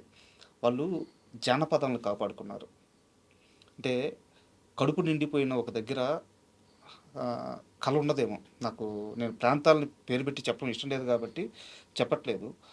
కొన్ని తరాలు అక్కడ ఆకలితో అల్లాడిపోయారు. బిడ్డలకి పాలు ఇవ్వడానికి తల్లి ఒంట్లో శక్తి లేకపోతే రక్తం వచ్చే సందర్భాలు ఉన్నాయని చాలా పుస్తకాల్లో చదివాను, అవును. విన్నాను. అంత ఆకలిలో కూడా, అంత కష్టాల్లో కూడా వాళ్ళు ఆ జానపదాలను కాపాడుకున్నారు. ఆ మట్టి పాటలను కాపాడుకున్నారు. సో, మీరు ఒక శ్రీకాకుళం నుంచి వచ్చిన వ్యక్తిగా మీకు నచ్చిన, మీకు వచ్చిన ఏదైనా ఆ పాట జానపదం ఏదైనా ఒక్కసారి పాడగలరా? జానపదం నేను ఇప్పుడు పలాసలో పెట్టిన జానపదాలు ఏవైతే ఉన్నాయో, సార్. అవి సినిమా రాస్తున్నప్పుడే అవి పాటలతో సహా రాసిన స్క్రిప్ట్ అది. సో, అక్కడ 'నక్లెస్ గొలుసే' రావాలి, ఇక్కడ 'బావొచ్చాడు' పాటే రావాలి. స్టార్టింగు 'ఏ ఊరు ఏ ఊరే' పాట ఉంది కదా! అది యాక్చువల్‌గా జాలర్ పాటనమాట. సో, ఇవి కాకుండా మాకు ఉడుపుల పాటలని ఉంటాయి. అంటే ఉడిచే టైంలో ఒక పాట ఉంటది. కలుపు తీసే టైంలో ఒక పాట కరెక్ట్. ఉంటది. ఇవన్నీ కూడా నేను మర్చిపోయాను ఇన్‌ఫాక్ట్ అంటే గుర్తులేవు గానీ పని పాట. పని పాట. ఉమ్. సో, పని పాట లేదా అనడం కన్నా పని పాట లేదా అంటారు చూసారా? ఉమ్. అదే. అయితే పని చేసుకోవాలి లేదా పాట పాడుకోవాలన్నది మన పూర్వీకులందరూ దాని మీదే బ్రతికారు. సో, ఎప్పుడైతే మీకు కరువు ఉంటదో, కరువును మరిపించడానికి ఉండే ఒకే ఒకటి ఎంటర్‌టైన్‌మెంట్ ఏంటంటే పాట. ఇప్పుడు 'అసిరయ్య' ఉన్నాడు. సార్. సో, 'అసిరయ్య' ఆయన నా చిన్నప్పుడు సూపర్ స్టార్ ఆయన. ఆయన ఒక కాగడా తీసుకొచ్చి పం వీధి మధ్యలో వెలిగిస్తే మొత్తం దాదాపు ఒక 200 మంది, 150 మంది, 200 మంది చుట్టూ కూర్చుంటే సాయంత్రం 8, 8:30కి భోజనాలు అయిపోయి పడుకునే ముందు ఆయనొచ్చేవాడు. ఆయనొచ్చి అంటే ప్రోగ్రామ్ ఉందంటే ఇంకా ఊరంతా కూడేది. ఆయన మధ్యలో ఒక దివిటీ పెట్టుకొని జంకుల కుండ పెట్టుకొని ఎర్లీ మార్నింగ్ దాకా చెప్పాడు. 4, 5 గంటలు మేమంతా ఎప్పుడో మా నిద్రలో జారుకున్నాం. బట్ పెద్దోళ్ళంతా చూసేవారు. అలాగే హరిశ్చంద్ర డ్రామా దగ్గర నుండి రకరకాల డ్రామాలు ఇవన్నీ ఉండేవి. సో, అదే అసలు నేను ఒకసారి వైజాగ్ నుండి పలాస వెళ్తున్నప్పుడు ట్రైన్‌లో ఆయన భిక్షాటనని చూశాను. సో, నేను గుర్తుపట్టి నాకు తెలీదు కదా! ఆయన నాలాంటోళ్ళని కొన్ని వందల గ్రామాలు తిరుగుంటాడు ఆయన. అది చూసి చాలా పెయిన్ వచ్చింది. కానీ బట్ నేనేం చేయలేను అప్పుడు. ఆయన్నేం చేయలేను. బట్ ఎప్పుడైతే పలాస సినిమాని నేను చేస్తున్నాను అవకాశం వచ్చినప్పుడు అది ఫస్ట్ ఆయన్ని తీసుకొద్దామని చెప్పి ఆయన్ని పట్టుకొని కళ్యాణ్ అని మా అసోసియేట్ డైరెక్టర్ ఉంటాడు. ఆ అబ్బాయి వెళ్ళి వాళ్ళ అబ్బాయిని కలిసి అతన్ని తీసుకొని వస్తే ఆయన చాలా టెన్షన్ రఘు గారు చెప్పారో లేదో మరి నాకు తెలీదు. అతను చాలా టెన్షన్ పడితే ఆయన కంఫర్ట్ మా వీడియో కూడా ఉంటుంది. నేను రఘు గారు కూర్చొని ఆయనతో చాలా పాటలు పాడి తర్వాత ఆయన్ని కంఫర్ట్ చేసి తర్వాత రికార్డింగ్ చేశారు. రఘు గారు చేశారు. సో, అలాగా చాలా పాటలు బట్ అది జాలర్ పాట కూడా నేను మర్చిపోయాను. నాకు పలాసలో పాడిన పాటే గుర్తుంది అంతే. అది అది. పలాసలోనే ఫస్ట్ పాట ఉంటుంది కదా! ఏ ఊరు ఏ ఊరే. దాంట్లో షార్ట్స్ ఉంటాయి సార్. అవును. అంటే అదేదో సినిమా కోసం తీసిన షార్ట్స్ లేదు, కాకుండా లేదు, లేదు. చాలా రియల్‌గా అవును, చేతి వృత్తి అవును, అన్ని అవును, అన్ని అవును, వృత్తులు అవును. చూపిస్తూ. ఊర్లో ఉన్న ఏమేం జరుగుతుందన్నది అంత మొత్తం యాక్టివిటీ మొత్తం అవును. చూపించింది. అండ్ రఘుకుంచ గారి టాపిక్ వచ్చింది కాబట్టి అవును, ప్రాణం పెట్టి పని చేశారు. అవును, అండ్ యాక్టింగ్ కూడా చేశారు. అవును, చాలా ప్లస్ అయ్యారు మీకు. అవును, కానీ శ్రీదేవి షోడా సెంటర్ మూవీ వచ్చేసరికి మ్యూజిక్ డైరెక్టర్ మారిపోయారు. అవును. నేను ఇదే విషయాన్ని రఘుకుంచ గారిని అడిగితే ఆ, నాకు తెలియదు, ఉమ్, బట్ నేను అదే సినిమాకి వెళ్ళి డబ్బింగ్ చెప్పాను. అవును. మేమిద్దరం కరుణ్ కుమార్ నేను ఇద్దరం బాగానే ఉంటాము. ఆ, బట్ రెండో సినిమాకి ఎందుకు మార్చారో నాకు తెలియదు అని చెప్పి అన్నారు. అది సరే మనం టాపిక్ వచ్చింది కాబట్టి మాట్లాడదాం. రెండో సినిమాకి ఎందుకు మార్చారు అని అంటే దానికి 1000 రీజన్స్ ఉంటాయి. సార్. మహమ్మద్ కదీర్ బాబు గారు ఒక ఇంటర్వ్యూలో చెప్పింది ఇక్కడ నేను గుర్తు చేసుకుంటున్నా. ఆయన ఒక ఇంటర్వ్యూలో పూడూరు రాజిరెడ్డికి ఇచ్చిన ఇంటర్వ్యూలో ఒక మాట చెప్పారు. న్యూ బాంబే టైలర్స్ అనే కథ ఆయన రాశారు. అవును. ఓకే, చాలా గొప్ప కథ అది. చాలా చాలా నాటకాలుగా నాటకాలుగా అది ఇంకోటి ఇది. ఏంటంటే మాది కావాలి. అవునా? ఓకే. సార్ది తెలుసు, దర్గా మిట్ట కథలు యా, యా. అన్ని సో తెలుసు. అందులో ఆ ఇంటర్వ్యూలో ఆయన చెప్పారు, అలాంటి నేను ఆ కథ రాసిన నేను ఖచ్చితంగా ఒక దర్జీ దగ్గరికి వెళ్ళి బట్టలు కుట్టించుకోవాలి, అది వదిలేసి నేను రెడీమేడ్ షర్ట్లనే వాడుతున్నాను. ఉమ్, ఎందుకంటే ఒక దీంట్లోకి వచ్చిన తర్వాత మనకు తెలియకుండానే పిన్నిస్ గుచ్చుకుంటుంది, ఉమ్, మలం అంటుకుంటుంది, మనం దాన్ని ఏమి అవాయిడ్ చేయలేం. ఉమ్, సో మనకంత స్వతంత్రం వచ్చేంత వరకు మనం ఫైట్ చేయాలి. నాకు ఆ స్వతంత్రం రెండో సినిమాకి లేదు. ఇప్పుడు మీకు ప్రాక్టికల్గా చెప్తాను. పలాస రిలీజ్ అయింది. రిలీజ్ అయిన కరెక్ట్గా 10 రోజులకి కరోనా వచ్చింది. ఉమ్, సో లాక్డౌన్. నేను అప్పటికి 3 ఏళ్లుగా ఇన్వెస్ట్ చేస్తున్నాను నా టైంని, నా మనీని. నేను అప్పటిదాకా ఏదో పని చేసుకుంటూ బతికిన నా సంపాదన అంతా కూడా ఆవిరైపోయింది. సార్. ఫస్ట్ సినిమాకి ఏం రెమ్యూనరేషన్ ఇస్తారు? ఖర్చులకు డబ్బులు ఇస్తారు, అంతే. అంతే. అంతే. ఎవరికైనా అంతే. అంతే. సో ఆ డబ్బులన్నీ అయిపోయాయి, ఏం లేవు. నేను అప్పటికే అప్పుల్లో ఉన్నాను. అలాంటి టైంలో కరోనా వచ్చింది. ఇప్పుడు నేను అప్పటికి ఒక 10-12 ఏళ్ళుగా బిల్డ్ చేసిన నా ట్రావెల్ ఏజెంట్ కెరీర్ని కంప్లీట్గా దూరం అయిపోయాను. ఉమ్, రెండోది, ఇప్పుడు అది మొదలు పెట్టాలన్నా సరే కరోనా వలన అసలు ట్రావెల్ ఇండస్ట్రీ అనేది కొలాప్స్ అయిపోయింది. అవును. థామస్ కుక్, ఎస్ఓటీసీ లాంటి కంపెనీస్ మూసేశారు. Cox and Kings, Thomas Cook, SOTC ఇవన్నీ ఉండేవి కదా అప్పుడు, అవి జైంట్స్ అనమాట. అవును. అవును. అవన్నీ మూసేశారు. అలాంటి కంపెనీలు ఇప్పుడు ప్రయాణమే లేనప్పుడు ఇంకా ట్రావెల్ కంపెనీ మీరు ఏం అంతే. నడుపుతారు? అంతే. లేదు. సో నాకు వచ్చిన పనులు ఏమైనా చేద్దాం అనుకుంటే బయటకు వెళ్ళడానికి ఏం లేదు, అసలు ఏం చేస్తానో కూడా తెలియదు ఆ టైంలో. ఉమ్, అలాంటి టెన్షన్ ఉన్నప్పుడు నాకు ఆహా వాళ్ళు పిలిచి ఒక యాంథాలజీ చేయమంటే కరోనా టైంలో బయటకు వచ్చి యాంథాలజీ చేశాను. దాన్ని 9 రోజులు షూటింగ్, 3 రోజులు పోస్ట్ ప్రొడక్షన్తో కంప్లీట్ చేసి ఇచ్చాను అది. ఉమ్, ఓకే, అంతే. ఆ తర్వాత ఏం చేస్తానో తెలియదు, తిరుగుతున్నాం. అప్పుడు మనకు ఎవరైతే అవకాశం ఇస్తారో వాళ్ళకని కొన్ని పారామీటర్స్ ఉంటాయి. నేను అప్పటిదాకా ఏమనుకున్నానంటే డైరెక్టర్ చెప్తాడు, ఇతను మ్యూజిక్ డైరెక్టర్, ఇది ఈ ఇంటర్వ్యూ ద్వారా మళ్ళీ మీకు చెప్తున్నాను, సార్. అందరికీ చెప్తున్నాను. సార్. డైరెక్టర్ విల్ డిసైడ్ వీడి మ్యూజిక్. ఇదంతా ఉండేదేమో దాసనారాయణరావు గారికి, తర్వాత రాఘవేంద్రరావు గారు. రాఘవేంద్రరావు గారికి, వాళ్ళంతా ఉండేదేమో. అది ఇనిషియల్ స్టేజ్లో వాళ్ళకి ఉందో లేదో నాకు తెలియదు. సార్. బట్ దాసనారాయణరావు అయినప్పుడు, రాఘవేంద్రరావు అయినప్పుడు, ఒక సుకుమార్, ఒక త్రివిక్రమ్ అలా అయినప్పుడు ఉండొచ్చేమో తప్ప ఉమ్, నాలాంటి డైరెక్టర్స్కి అంత స్వేచ్ఛ అయితే ఉండదు. సార్. 100% నాకే కాదు, చాలా మందికి ఉండదు. సో నాకు వచ్చిన ప్రొడక్షన్ హౌస్ ఏంటి, 70mm అనే ప్రొడక్షన్ హౌస్ వచ్చింది. ఉమ్, ఓకే, సో 70mm ప్రొడక్షన్ హౌస్లో నేను పనిచేశాను శ్రీదేవి సోడా సెంటర్కి. సో వాళ్ళు లేదు, ఈయన పెట్టుకోవాలి, ఈయన్ని మనం డిఓపిగా పెట్టుకోవాలి, ఈయన కాకపోతే ఇంకోని పెట్టుకోవాలి. ఇప్పుడు నేను విన్సెంట్ అరుల్, ఇప్పుడు నాట్ ఓన్లీ రఘు కుంచే, నేను ఎవరితో పని చేద్దాం అనుకుంటాను, మళ్ళీ సేమ్ విన్సెంట్ అరులే నాకు ఫోటోగ్రఫీ కావాలి, సార్. నాకు సేమ్ రఘు కుంచే గారే మ్యూజిక్ చేయాలి. సరే మ్యూజిక్ చేయకపోయినా అందులో ఒక పాత్ర ఉంటుంది, విలన్ పాత్ర. ఉమ్, వాడు తూర్పుగోదావరి వాడు అయి ఉండాలి, ప్రాపర్గా తూర్పుగోదావరి మాట్లాడగలగాలి. అట్ ద సేమ్ టైం ఒక పెళ్ళయి ఒక 10 ఏళ్ళు కాపురం చేసిన తర్వాత భార్య విడిచిపెట్టేసిన ఒక క్యారెక్టర్ అది. అవును. ఆ క్యారెక్టర్ 100% రఘు గారు సరిపోతారు. సరిపోతారు. కరెక్ట్. ఎందుకంటే వాడు మళ్ళీ క్రూరంగాను దీనిగాను కూడా చాలా దీనిగా ఉండాలి. అదే ఆవిడ క్యారెక్టర్, సినిమాలో ఉండే క్యారెక్టర్, కాశీ అనే క్యారెక్టర్. సో ఆ క్యారెక్టర్ నేను రఘు గారినే ఫస్ట్ ప్రపోజ్ చేశాను. ఉమ్, ఓకే, కానీ ప్రొడక్షన్ హౌస్లో చాలా కాలిక్యులేషన్స్ ఉంటాయి. ఓకే. సో 70mm ఏమనుకుంటుంది, నేను ఒక హీరోయిన్ అనుకున్నాను, నేను ఒక టెక్నీషియన్ అనుకుంటాను, నేను ఒక హీరో గారు మాత్రం ఫిక్స్డ్ సుధీర్ గారు, ఉమ్, నేను ఎవరెవరినో అనుకుంటాను. వాళ్ళు ఇంకెవరెవరో పెడితే దానికి బిజినెస్ అనేది బాగుంటుంది, ఎందుకంటే మంచి కథకి వీళ్ళంతా యాడ్ అవ్వచ్చు కదా అన్నది వాళ్ళ తలకి ఉంటుంది.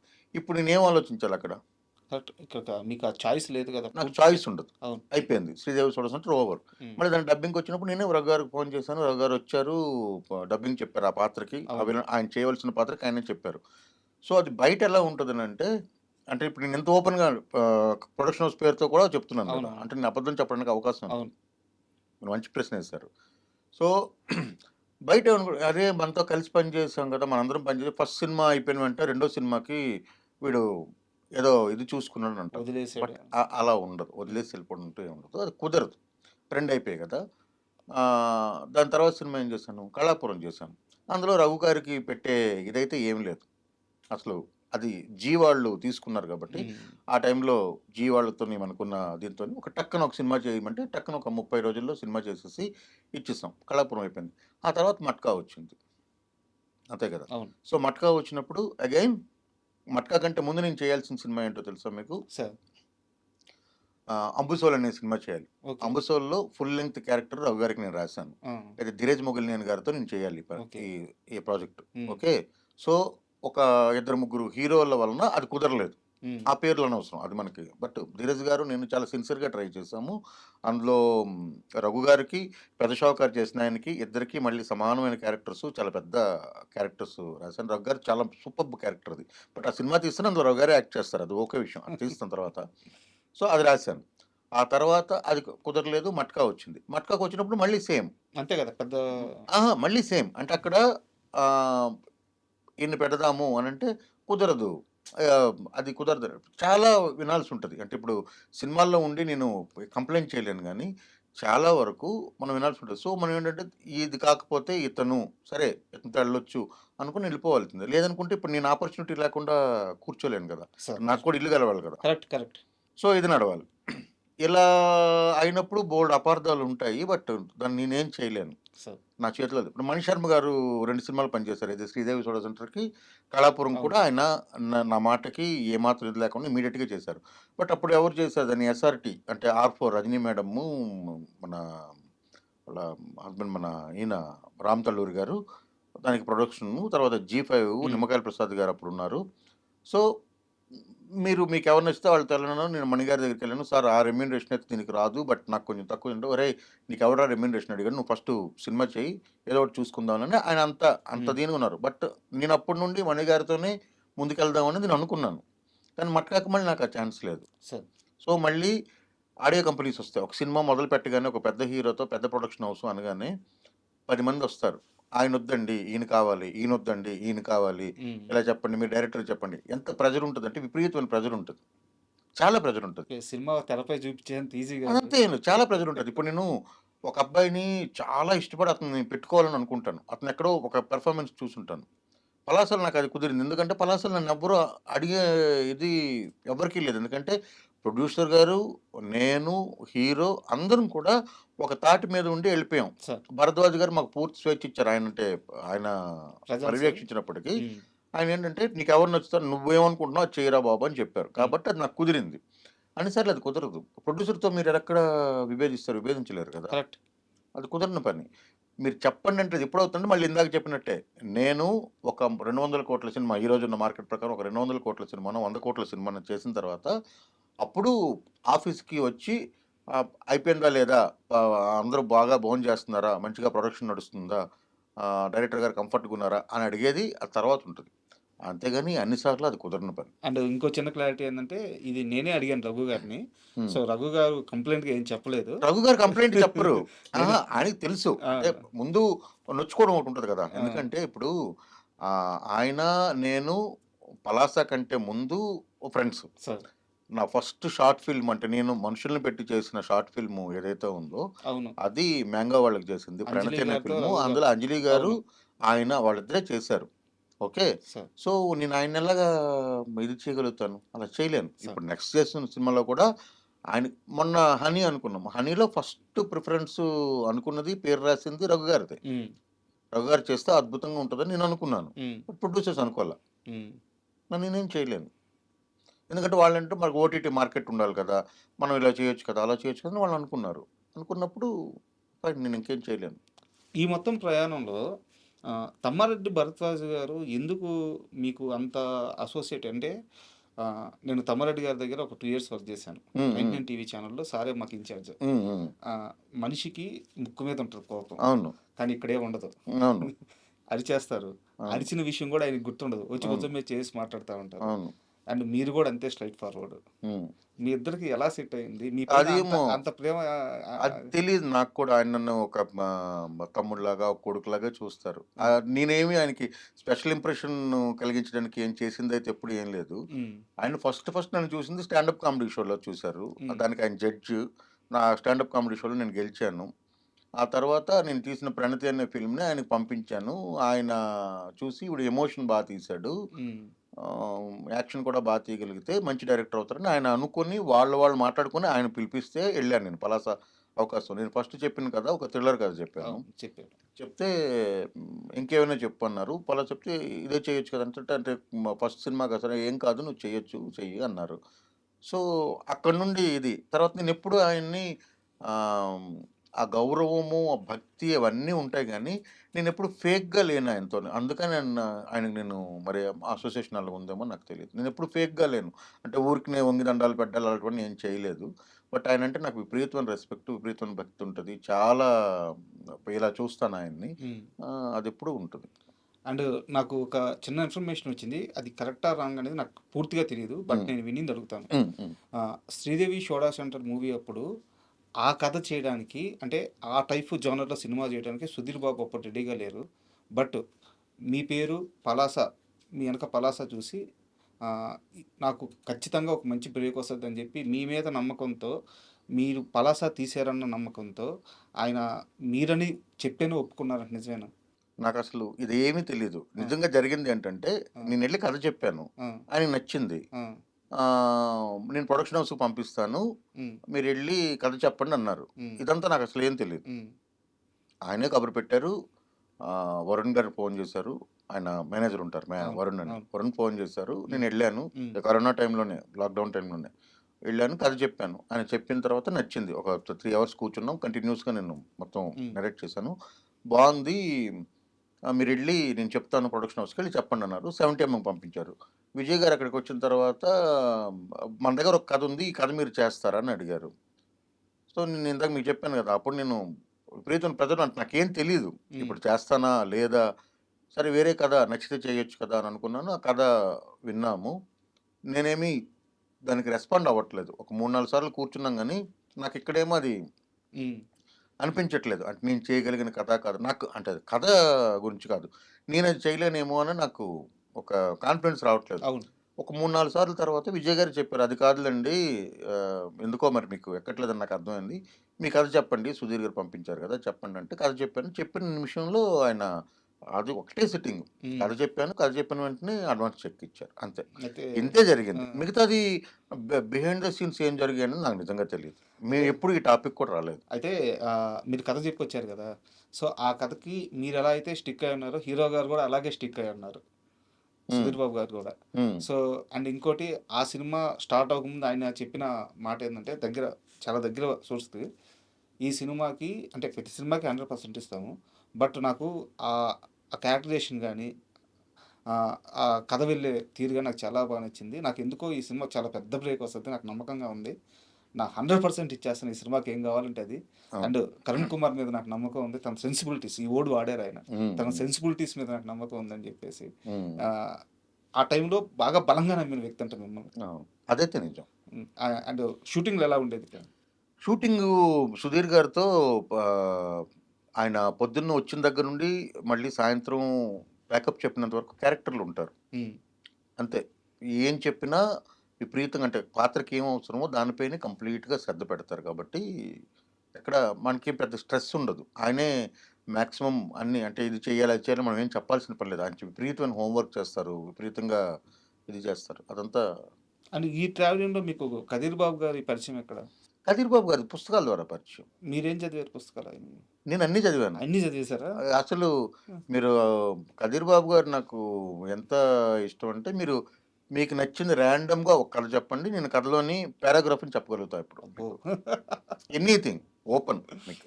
హుహు. నాకంత ఇష్టం ఆయన కథలన్నీను. ఓకే. సో, ఆయనతో ఎప్పుడు మాట్లాడినంటే దాదాపు ప్రతిరోజు మాట్లాడతాము. ఎప్పుడు మాట్లాడినా ఆహ్, దాదాపు ఒక 3, 4 సంభాషణల్లో ఎక్కడో ఒక దగ్గర ఏదో కథ గురించి మాట్లాడుకున్నప్పుడు నేను ఈ కథలోంచి ఏదో కోట్ చేసి మీరు అది రాసారు కదా! ఇది రాసారు కదా! అలా మాట్లాడుకుంటాం అనమాట. హ్మ్. అది. అంటే ఆయన రాసిన ఫ్యాన్ బాయ్ మూవ్‌మెంట్ నుండి ఆ! ఈరోజు పొద్దున్న లెగిసి ఖచ్చితంగా ప్రతిరోజు మాట్లాడుకుంటాం. ఆ దర్గా మిట్ట కథల్లో వచ్చే ఆ పోలేరమ్మ బండ, ఆ! ఆ పెండం సోడా షాపు, అవును. ఆ బంగారపు కొట్ల బజారు, అవును. శివాలయం అవును. ఇవన్నీ railway station road.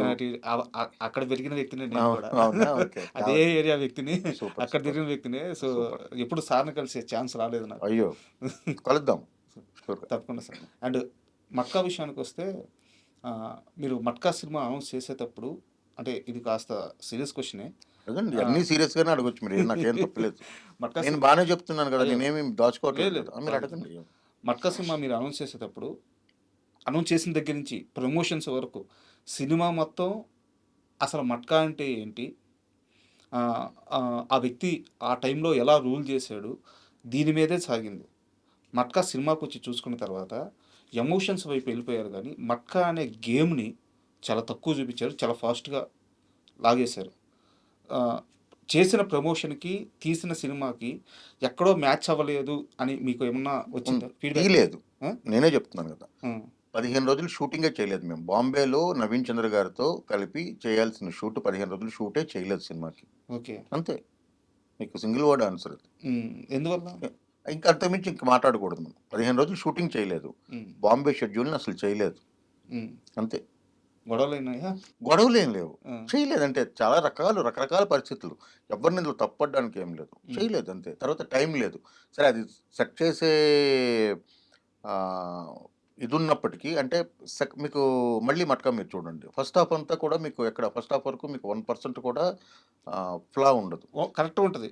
Second హాఫ్‌ని edit చేయడానికి కూడా టైం లేకుండా అయిపోయింది. 22 డేస్‌లో పోస్ట్ ప్రొడక్షన్ అయిన సినిమా అది. మీరు హ్మ్. నమ్ముతారా అది? పోస్ట్ ప్రొడక్షన్ ఇంక్లూడింగ్ చాలా డబ్బింగ్, సౌండ్ ఎఫెక్ట్సు, రీ రికార్డింగు, బ్యాలెన్స్ ఉన్న పాటలు, ప్యాచ్ వర్కులు, ఫైనల్ మిక్సింగు, అన్ని భాషల డబ్బింగు హ్మ్. 22 రోజుల్లో జరుగుతది. మీరు సినిమా తెలిసిన ఎవరికి చెప్పినా ఆ సినిమా స్పాన్‌కి 22 రోజుల్లో అది జరుగుతదా లేదా అని మీరు అడగండి. 2 కష్టమే. రోజులు చేయాల్సొచ్చింది. ఎందుకు అంటే అమెజాన్‌కి ఆ డేట్‌కి ఇవ్వకపోతే కుదరదు అని. అది నా ప్రాబ్లమ్ అయితే కాదు. హ్మ్.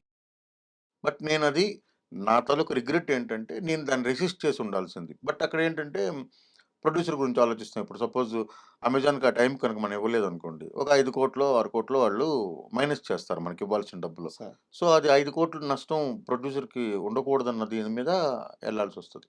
సో, అది యాక్చువల్‌గా ఏంటి, మొదలుపెట్టిన తర్వాత 100 రోజుల్లో సినిమా అయిపోవాలి. నేను ఇప్పటిదాకా ఏ సినిమా కూడాను మొదలుపెట్టిన తర్వాత ముగించడమే నాకు తెలుసు. హ్మ్. 2 సంవత్సరాలు చేసిన సినిమా అదొక్కటే. మట్కానే. మట్కా. నేనెప్పుడు అలా చేయలేదు. నాకది ఆ ఫిల్మ్ మేకింగ్ మీద ఇంట్రెస్ట్ కూడా లేదు. హ్మ్. ఎప్పుడూ చేయనలాగా. నా సార్. ఫ్యూచర్‌లో ఎప్పుడు కూడా అలా చేయను. సో, అంటే ఆ టైప్ ఆఫ్ ఫిల్మ్ మేకింగ్ 2 సంవత్సరాలు ఒక సినిమా తీయడం అన్నది నేను చేయలేను. అది హ్మ్. మిగతా వాళ్ళు ఎవరు ఎలాగైనా చేసుకోండి. నాకు రాని విద్య అది. ఒక ఎమోషన్‌తో సినిమా మొదలుపెట్టినప్పుడు అందులో ఉండే యాక్టర్లు గాని, టెక్నీషియన్స్ గాని ఆ ఎమోషన్‌తో మొదలుపెట్టి, ఆ ఎమోషన్‌తో ముగించాలి సినిమాని. సో, ప్రతిరోజు ఆ సినిమాలో ఉండాలనుకుంటాను నేను. సో, షెడ్యూల్ బ్రేక్స్ అంటే ఏం రావాలి? ఒక లొకేషన్ నుండి ఇంకో లొకేషన్‌కి మనం వెళ్తున్నాము. ఆహ్, ఆ లొకేషన్ నుండి ఇక్కడ ఖాళీ చేసి ఇంకో లొకేషన్‌కెళ్ళి హ్మ్. అక్కడ సెటిల్ అయినదే షెడ్యూల్ బ్రేక్ ఉండాలి. లేదా సినిమాకి అవసరమైన ఏవైనా ప్రిపరేషన్స్ కోసం అంటే సెట్ ఏయడం గురించో, హ్మ్. లేకపోతే హ్మ్. ఇంకోటో ఉండాలి. అంతే. అలా చేసినా కూడా సరే, ఏదైనా సరే 150 రోజుల మించి ఏ సినిమా కూడా జరగడానికి వీల్లేదనేది నేను చాలా ప్రగాఢంగా నమ్ముతాను. సార్. ఎందుకంటే ద వరల్డ్ కల్ట్ క్లాసిక్స్ అనుకునే సినిమాలైనా సరే, తెలుగులో గొప్పగా ఆడిన గొప్ప గొప్ప సినిమాలైనా సరే, అజరామంగా అజరామంగా నిలబడిపోయిన చాలా క్లాసిక్స్ లేకపోతే జానపదాలు గాని, పౌరాణికాలు గాని ఏవి తీసుకున్నా సరే, తెలుగు వరకే తీసుకుందాం. సార్. అవన్నీ 35 రోజులు, 40 రోజులు, 45 రోజుల్లో తీసిన సినిమాలే. సో, అంతకు మించి అదెప్పుడు ఫిల్మ్‌తో. హ్మ్. సో, మనం డిజిటల్‌లో ఉన్నప్పుడు ఇంకా డిజిటల్‌లో. వేగంగా తీయాలి గదా! హ్మ్. నిజంగా అన్ తీస్తున్నారు డిజిటల్‌లో వేగంగా. అంటే మీకే తెలియాలి. ఆహ్, డైరెక్టర్స్‌కి ఆ కన్విక్షన్ ఉంటుంది. నాకు ఏ షాట్ కావాలి. నేనెవరి గురించి అలా మాట్లాడను. అంటే నాకైతే ఉంటది. నాకు మీరు అడగొచ్చు. నేనెప్పుడూ నా అందరి ప్రొడ్యూసర్‌లతోని మీరు మాట్లాడొచ్చు. నా అందరి ఎడిటర్‌లతోని కూడా మాట్లాడొచ్చు. హ్మ్. మీకు ఫుటేజ్ గురించుంటే హ్మ్. నేను ఒక 2 గంటల సినిమా అనుకోండి నాది. 2 గంటల 15-20 నిమిషాలకి ఎక్కువలో నా ఫుటేజ్ ఏ రోజు నేను ఇప్పటిదాకా తీయలేదు. ఓకే. మీరందరు ఎడిటర్‌లని అడగొచ్చు. కోటగిరి వెంకటేశ్వరరావు గారిని అడగొచ్చు. నా నా సినిమా ఎడిటర్‌లందరిని. హ్మ్. హ్మ్. మొత్తం సాయిబాబు గారి దగ్గర నుండి, కోటగిరి వెంకటేశ్వరరావు గారి దగ్గర నుండి, శ్రీకర్ ప్రసాద్ గారి దగ్గర నుండి అందరిని అడగొచ్చు. నేను అంతే తీశాను. ఎప్పుడు నాకు ఏ షాట్ కావాలి, ఎంత కావాలనేది నాకు తెలుసు. దానికి నాకు ఆదర్శం పూరి గారు. పూరి గారి ఫిల్మ్ మేకింగ్‌ని పూరి గారిని నేనెప్పుడు ఒకేసారి కలిసాను. పలాస ఒక స దీనికి టీజర్ రిలీజ్ కోసం కలిసాను తప్ప, హ్మ్. పూరి గారికి తెలియకుండా పూరి గారి సెట్‌లో నేను ఒక 3, 4 సార్లు పూరి గారిని అబ్జర్వ్ చేశాను. అంటే నేను హ్మ్. విజిటర్‌గా ఎళ్లి ఓకే. మా ఫ్రెండ్ ఉండేవారు. హ్మ్. ఆయన దగ్గర పనిచేసిన ఆయన ద్వారా ఎళ్లి పూరి గారిని నేను అబ్జర్వ్ చేసింది ఉంది నాకు. సో, నాకది ఆయన ఇన్‌స్పిరేషన్. సో, మీ గురించని గాదు, వేరే వ్యక్తి గురించని గూడా గాదు. జనరల్‌గా చెప్పండి. ఇప్పుడు చాలామంది డైరెక్టర్స్ ఏ షాట్ తీస్తున్నాము, ఏ ఫ్రేమ్ బెడుతున్నాము అని క్లారిటీ ఉండదు. హ్మ్. ఆహ్, ఒక 4 కెమెరాలు బెట్టేస్తారు. ఆహ్, తీసిందే మళ్ళీ తీస్తా ఉంటారు. సో, ఎడిటర్‌కి ఆ రష్ అంతా తీసుకొచ్చి ఎడిటర్ ముందేస్తారు. దాన్ని ఎడిటర్ ఫైనల్ జేసుకోవాలి. తీరా జూస్తే cinema shoot number of days పెరిగిపోయి ఉంటాయి. రష్ పెరిగిపోయి ఉంటది. వర్క్ ఎక్కువైపోద్ది. సో, ఈ సమస్య ఎందువల్లొస్తుంది? సినిమా మీద డైరెక్టర్స్‌కి సరైన పట్టు లేకపోవడం వల్ల? లేకుంటే నేను ఇంకా మంచిగా ఇవ్వాలి అన్న ఒక అత్యుత్సాహం వల్ల? దేనివల్ల జరుగుతుందిది? ఈ నేనెవరి షూస్‌లోనూ కాలు పెట్టేది చెప్పలేను. జనరల్‌గా వెరీ అడుగుతున్నా. హానెస్ట్‌గా. జనరల్‌గా బట్ అడుగుతున్నా. నాకెప్పుడు ఆ సమస్య రాలేదు గాబట్టి నేనేమనుకుంటున్నానంటే, మేబీ ప్రాపర్‌గా వాళ్ళు ప్రిపేర్ అవ్వకపోవడమే కావాలి. అంటే ఇదే కావాలి, ఇంత తీస్తే చాలు, పేపర్ మీద ఉన్నదొస్తే చాలు అనుకోవడం అయినా ఒకటి కావాలి. లేదు వేరే వేరే ప్రాబ్లమ్స్ ఉండుండొచ్చు. ఎందుకంటే నేనిప్పుడేమి 50, 100 సినిమాలు తీసినవాడిని కాదు. నేను తీసినవి 6 సినిమాలు. 6 ప్రాజెక్టులు నావి మొత్తమే. బట్ ఈ 6 ప్రాజెక్టుల్లో నాకెప్పుడు అంటే నేను అందరు కొత్తోళ్ళతో తీసిన 'పలాస' అవ్వచ్చు, ఒక పెద్ద హీరోలైన 'సుధీర్' గారు, 'వరుణ్' గారితో తీసిన ఆ 2 సినిమాలవ్వచ్చు, 'కళాపురం' లాంటి ఆహ్, అంటే డిఫరెంట్ డిఫరెంట్ ఆర్టిస్టులనందరిని 'సత్యం రాజేష్' గారు, మిగతా వాళ్ళు అందరిని పెట్టి తీసిన సినిమా కావచ్చు.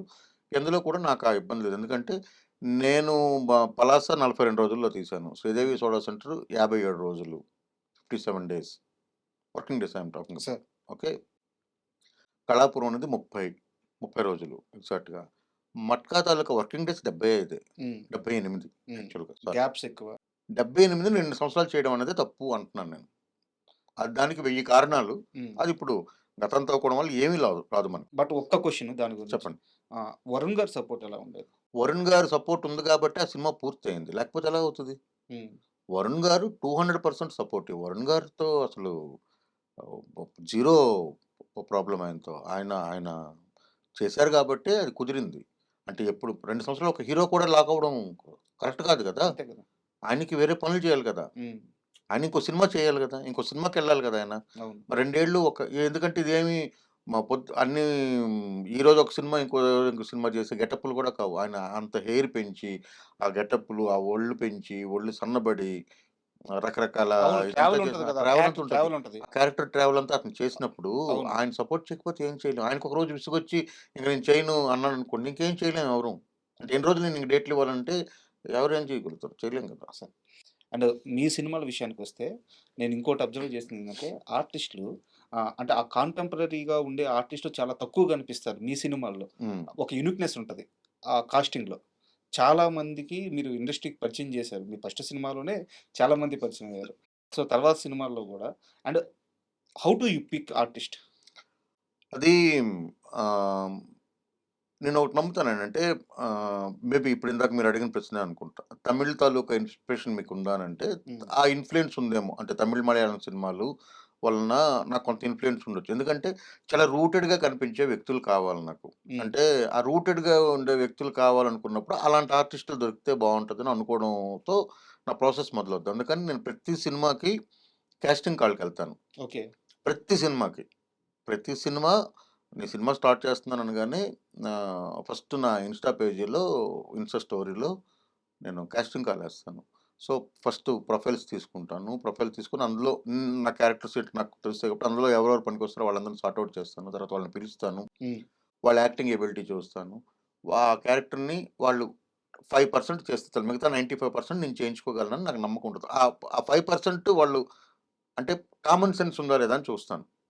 కామన్ సెన్స్ అంటే acting common sense. Common correct. Sense అంటే వాళ్ళ తాలూకా common sense. Correct. Acting common sense ఉందా లేదా అని చూస్తాను. అంటే ఓవర్ డూ చేయకుండా, హ్మ్. ఎంత కావాలో అంతే చేయగలగడం. ఏం చెప్తే దాన్ని వాళ్ళు ఓన్ చేసుకొని చేయగలడం. అలాంటి కామన్ సెన్స్ ఉంది. ఉంటే చాలు. మిగతా 95% నేను చేయించుకోగలనని నమ్ముతాను. హ్మ్. సో, అలాంటి వాళ్ళని పిక్ చేసుకుంటాను. పిక్ చేసుకొని తర్వాత ఫస్ట్ ప్రయారిటీ తెలుగు వాళ్ళకే ఇస్తాను. హ్మ్. తెలుగు యాక్టర్స్‌కే చూస్తాను. అది లేనప్పుడు ఇంకెవరైనా చూడండి. తెలుగు వాళ్ళకే చూస్తాను. ఎందుకంటే నాకు ఈ విషయంలో 'కోట శ్రీనివాసరావు' గారు చెప్పింది ఎందుకో లోపల నాటుకుపోయింది. అదేంటో నాకు కూడా తెలీదు. అంటే నేనేమి పరభాషకి పరభాష నటులకి వ్యతిరేకమని కాదు. అంటే మనలోనే చాలా మంది ఉంటారు కదా! విపరీతమైన ఆర్టిస్టులున్నారు మనకి. విపరీతమైన టెక్నీషియన్స్ ఉన్నారు. వాళ్ళతోనే ఎళ్ళొచ్చు కదా! అన్న దీని మీద ఒకటి అడుగుతాను. ఇప్పుడు మీరు చెప్పిన సమాధానంలో నాకు 2 క్వెషన్స్ ఉన్నాయి. ఫస్ట్ ఆఫ్ ఆల్ వచ్చేసి మీరు ఆర్టిస్టులు చాలా మందికి కొత్త వారికి అవకాశం ఇచ్చారు. ఇంకోటి కూడా ఎగ్జాంపుల్ చెప్పాలంటే 'పుష్ప' సినిమాలో పలాస నుంచి ఎళ్ళిన చాలా మంది ఆర్టిస్టులు 8, 10 మంది అది ఆర్టిస్టులు. సుకుమార్ గారు ఆ! 'పలాస' సినిమాని రఘుగారి స్టూడియోలోనే సుకుమార్ గారికి చూపించాం. హ్మ్. సుకుమార్ గారు, సూర్యప్రతాప్ గారు, వేమారెడ్డి గారని అవును. సుకుమార్ గారి ఫ్రెండ్ ఉంటారు. అవును. ఆయన వాళ్ళ ముగ్గురొచ్చి నేను చాలా రోజులు సుకుమార్ గారిని వేధిస్తే, ఆయన చాలా బిజీగా ఉన్నారు ఆ టైంలో. ఒకరోజొచ్చి రాత్రి 10కో ఎంతకో వచ్చి చూసారాయన. మిడ్‌నైట్ 1 అయింది. 1:00కి ఆయన గట్టిగా కౌగిలించుకొని అందులో ఒక పాటుంది. ఆయన చెప్పిందే. "ఆ పాట తీసేసేయి" అని చెప్పారు. హ్మ్. 'ఓ సొగసరి' అని ఒక పాటుంటది. బాలసుబ్రహ్మణ్యం గారు పాడిన పాట. ఆ పాట తీసేసేయి అది ఎమోషన్‌ని కట్ చేస్తుందంటే, నేను రెండో ఆలోచన లేకుండా తీసేసానది. ఓకే. అసలేం ఆలోచించలేదు ఆయన చెప్పారని ఇంకా. సో, ఆ పాట తీసేసాను. ఆ ఎమోషను అక్కడ టక్కన కట్ అవుతుంది. అది వెళ్ళిపోవాలి. మధ్యలో పాటలోకి రావద్దని చెప్పారనమాట. సో, అప్పుడు చేసి ఆ మర్నాడు ఆయనే అడిగారు నాకు. 'జగదీష్' నంబరు అందులో ఆ అమ్మాయి 'శృతి' ఆహ్, 'టెక్కల పద్మగా' చేసిన ఆ! అమ్మాయి. 'శృతి' నంబరు, తర్వాత 'షణ్ముఖ్' నంబరు, 'విజయరామరాజు' నంబరు ఇవన్నీ. 'షణ్ముఖ్' అందులో చేశాడు కదా! 'అజయ్ ఘోష్' గారి పెద్ద తమ్ముడు హ్మ్. అవును. సినిమాలో. హ్మ్. మంచి పేరు. అతని పేరు జక్కారెడ్డి అనుకుంటా. హ్మ్. జక్కారెడ్డి. ఎక్కడ? జక్కారెడ్డి క్యారెక్టర్ చేస్తున్నప్పుడు. సో, అతనే పలాసలో ఆ కాళికా వేషం వేసినప్పుడు. అవును. సో, అలా తర్వాత రాజశేఖర్ అని ఒక అబ్బాయి ఉంటాడు. పలాసలో ఉన్న అబ్బాయి. అతనిది పవన్ సంతోష్ అని. చాలా మంది అంటే నంబర్‌లు అప్పుడు ఇక్కడ ఇచ్చాను. కేవలం 'పలాస' అనే గాదు, లేకుంటే 'పుష్ప' అనే గాదు. చాలా మంది ఆర్టిస్టులు మీ దగ్గర నుంచి ఎళ్ళినోళ్ళు. బట్ ఏ రోజు గూడా వాళ్ళు స్టార్స్ అయిన తర్వాత గూడా ఎక్కడ ఆహ్, 'తరుణ్ కుమార్' పేరు జెప్పింది లేదు. 'పలాస' గురించి మాట్లాడింది లేదు. తెలీదు మరి నాకు. అది ఇప్పటికి నాకు కూడా ఆశ్చర్యమే. అంటే రీసెంట్‌గా 'పోలాకి విజయ్' మాస్టర్ ఉన్నారు గదా! ఆ! నేనే మాస్టర్ చేశాను. 'నక్లీస్ గోల్డ్' స్పాట్ నేనే ఇచ్చాను అవును. ఆయనకి. రైట్. ఆయనకి ఫోన్ చేసి కూడా అడిగాను. మీరు చాలా దగ్గరలో మాట్లాడుతున్నారు గదా! ఇప్పుడేమి ఎవరో ఎవరికి లైఫ్‌లు ఇచ్చారు అలాంటివన్నీ కాదు. హ్మ్. 'పలాస'ని అసలెందుకు ఒక మంచి సినిమాని ఇప్పుడు 'పలాస' ఆల్‌మోస్ట్ ఒక 60, 70% తెలుసండి. మిగతా ఒక 30% తెలీదు. నేను ఈ మధ్యన కలిసిన ఒక ముగ్గురు, నలుగురు హీరోల్లో చూడలేదు దాన్ని. హ్మ్. ఎందుకంటే మళ్ళీ ఇది వేరే సబ్జెక్ట్. హీరోలు అసలు సినిమాలు చూడరు. చాలా హ్మ్. వరకు సినిమాలు చూడట్లేదని నాకర్థం. వాళ్ళకున్న బిజీ షెడ్యూల్స్‌లోనో, వాళ్ళ దీంట్లోనో అంటే ఇలాంటి సినిమాలని స్కిప్ చేసేస్తారేమో అని నాకు అనిపించింది. ఒకవేళ సినిమాలనా? ఇలాంటి సినిమాలనా? ఇలాంటి సినిమాలని. మిగతా సినిమాలు చూస్తారు గదా! ఇప్పుడు పెద్ద సినిమా వచ్చిందన్నప్పుడు చూస్తారు. మీకు ఉదాహరణ చెప్పనా? అంటే పేరు చెప్పను. 'పలాసాని', 'శ్రీదేవి సోడా సెంటర్‌ని' కలిపి ఒక సినిమా తీస్తే అది పెద్ద హిట్ అయింది. అది మీకు తెలిసే ఉండాలి. ఓకే. పెద్ద హిట్ అయింది. బట్ అది ఆ హీరో ఆ సినిమాని చూడలేదని నేను అనుకుంటున్నా. ఎందుకంటే ఆ 2 సినిమాలు చూస్తే నా కథ విన్నప్పుడే ఈ 2 ఆల్రెడీ వచ్చేసిన సినిమాలు కదా! అని చెప్పాలి. ఎందుకంటే సెకండ్ హాఫ్ అంతా 'శ్రీదేవి సోడా అవును. సెంటరు'. ఫస్ట్ హాఫ్ అంతా 'పలాస' ఉంటది అందులో. ఓకే. 100,00,00,000 సినిమా అది. హ్మ్. సో, ఆహ్, అదే చెప్తున్నా. సో, యాజ్ ఇట్ ఈజ్‌గా ఉంటది మీకు. చాలా క్యారెక్టర్స్ ఉంటాయి. పెద్ద సినిమా అది. హ్మ్. అయితే ఓకే. ఇలా జరిగినప్పుడు మీరడిగిన క్వెషన్ చెప్తున్నాను. 'పోలాకి విజయ్' మాస్టర్ ఏమో ఎక్కడ మాట్లాడరాయన. ఆయనకదే అడిగాను. హ్మ్. పలాస అని మీరు చెప్పినప్పుడు, ఆ వేదిక మీద మాట్లాడుతున్నప్పుడు అది మీరు చెప్తే మీరు 'కరుణ కుమారు' నాకు పరిచయం చేశాడు అని కాదు. 'నక్లీస్ గొలుసు' పాటతో మీరు 'మీసాల పిల్ల' గురించి మాట్లాడిన అదే దీన్ని 'నక్లీస్ గొలుసు' కూడా మీరు అప్లై చేయాలండి అని హ్మ్. నేను చెప్పాను. హ్మ్. లేదండి నేను చెప్తాను కదా! అని ఆయనేదో చెప్పాడు. బట్ ఆయన వెర్షన్ ఆయనది. నాకు సంబంధం లేదు. బట్ నేను చెప్తున్నా. అలాగే చాలామంది యాక్టర్లు ఉంటారు. వాళ్ళు చెప్పరు. అలాగని మనం దాన్నేమి చేయడానికి ఏం లేదు. మనం పోతూ ఉండాలంతే. బట్ ఎప్పుడు ఫీల్ అవ్వలేదా మీరు? ఫీల్ ఎందుకు అవ్వం? అంటే ఫీల్ అవ్వలేదని చెప్తే అది టూ మచ్ హిపోక్రసీ అవుతది. హ్మ్. ఖచ్చితంగా ఫీల్ అవుతాం. ఇప్పుడు ఆహ్, ఒక ఆర్టిస్టు చాలా రోజులు అంటే నాకు సంబంధమే లేదు. నేను సినిమాల్లో లేను. నేను ఏ సినిమా సెట్‌కెళ్ళింది లేదు. ఎవరి దగ్గర పని చేసింది లేదు. అంటే నాకు కాంటాక్ట్స్ లేవు.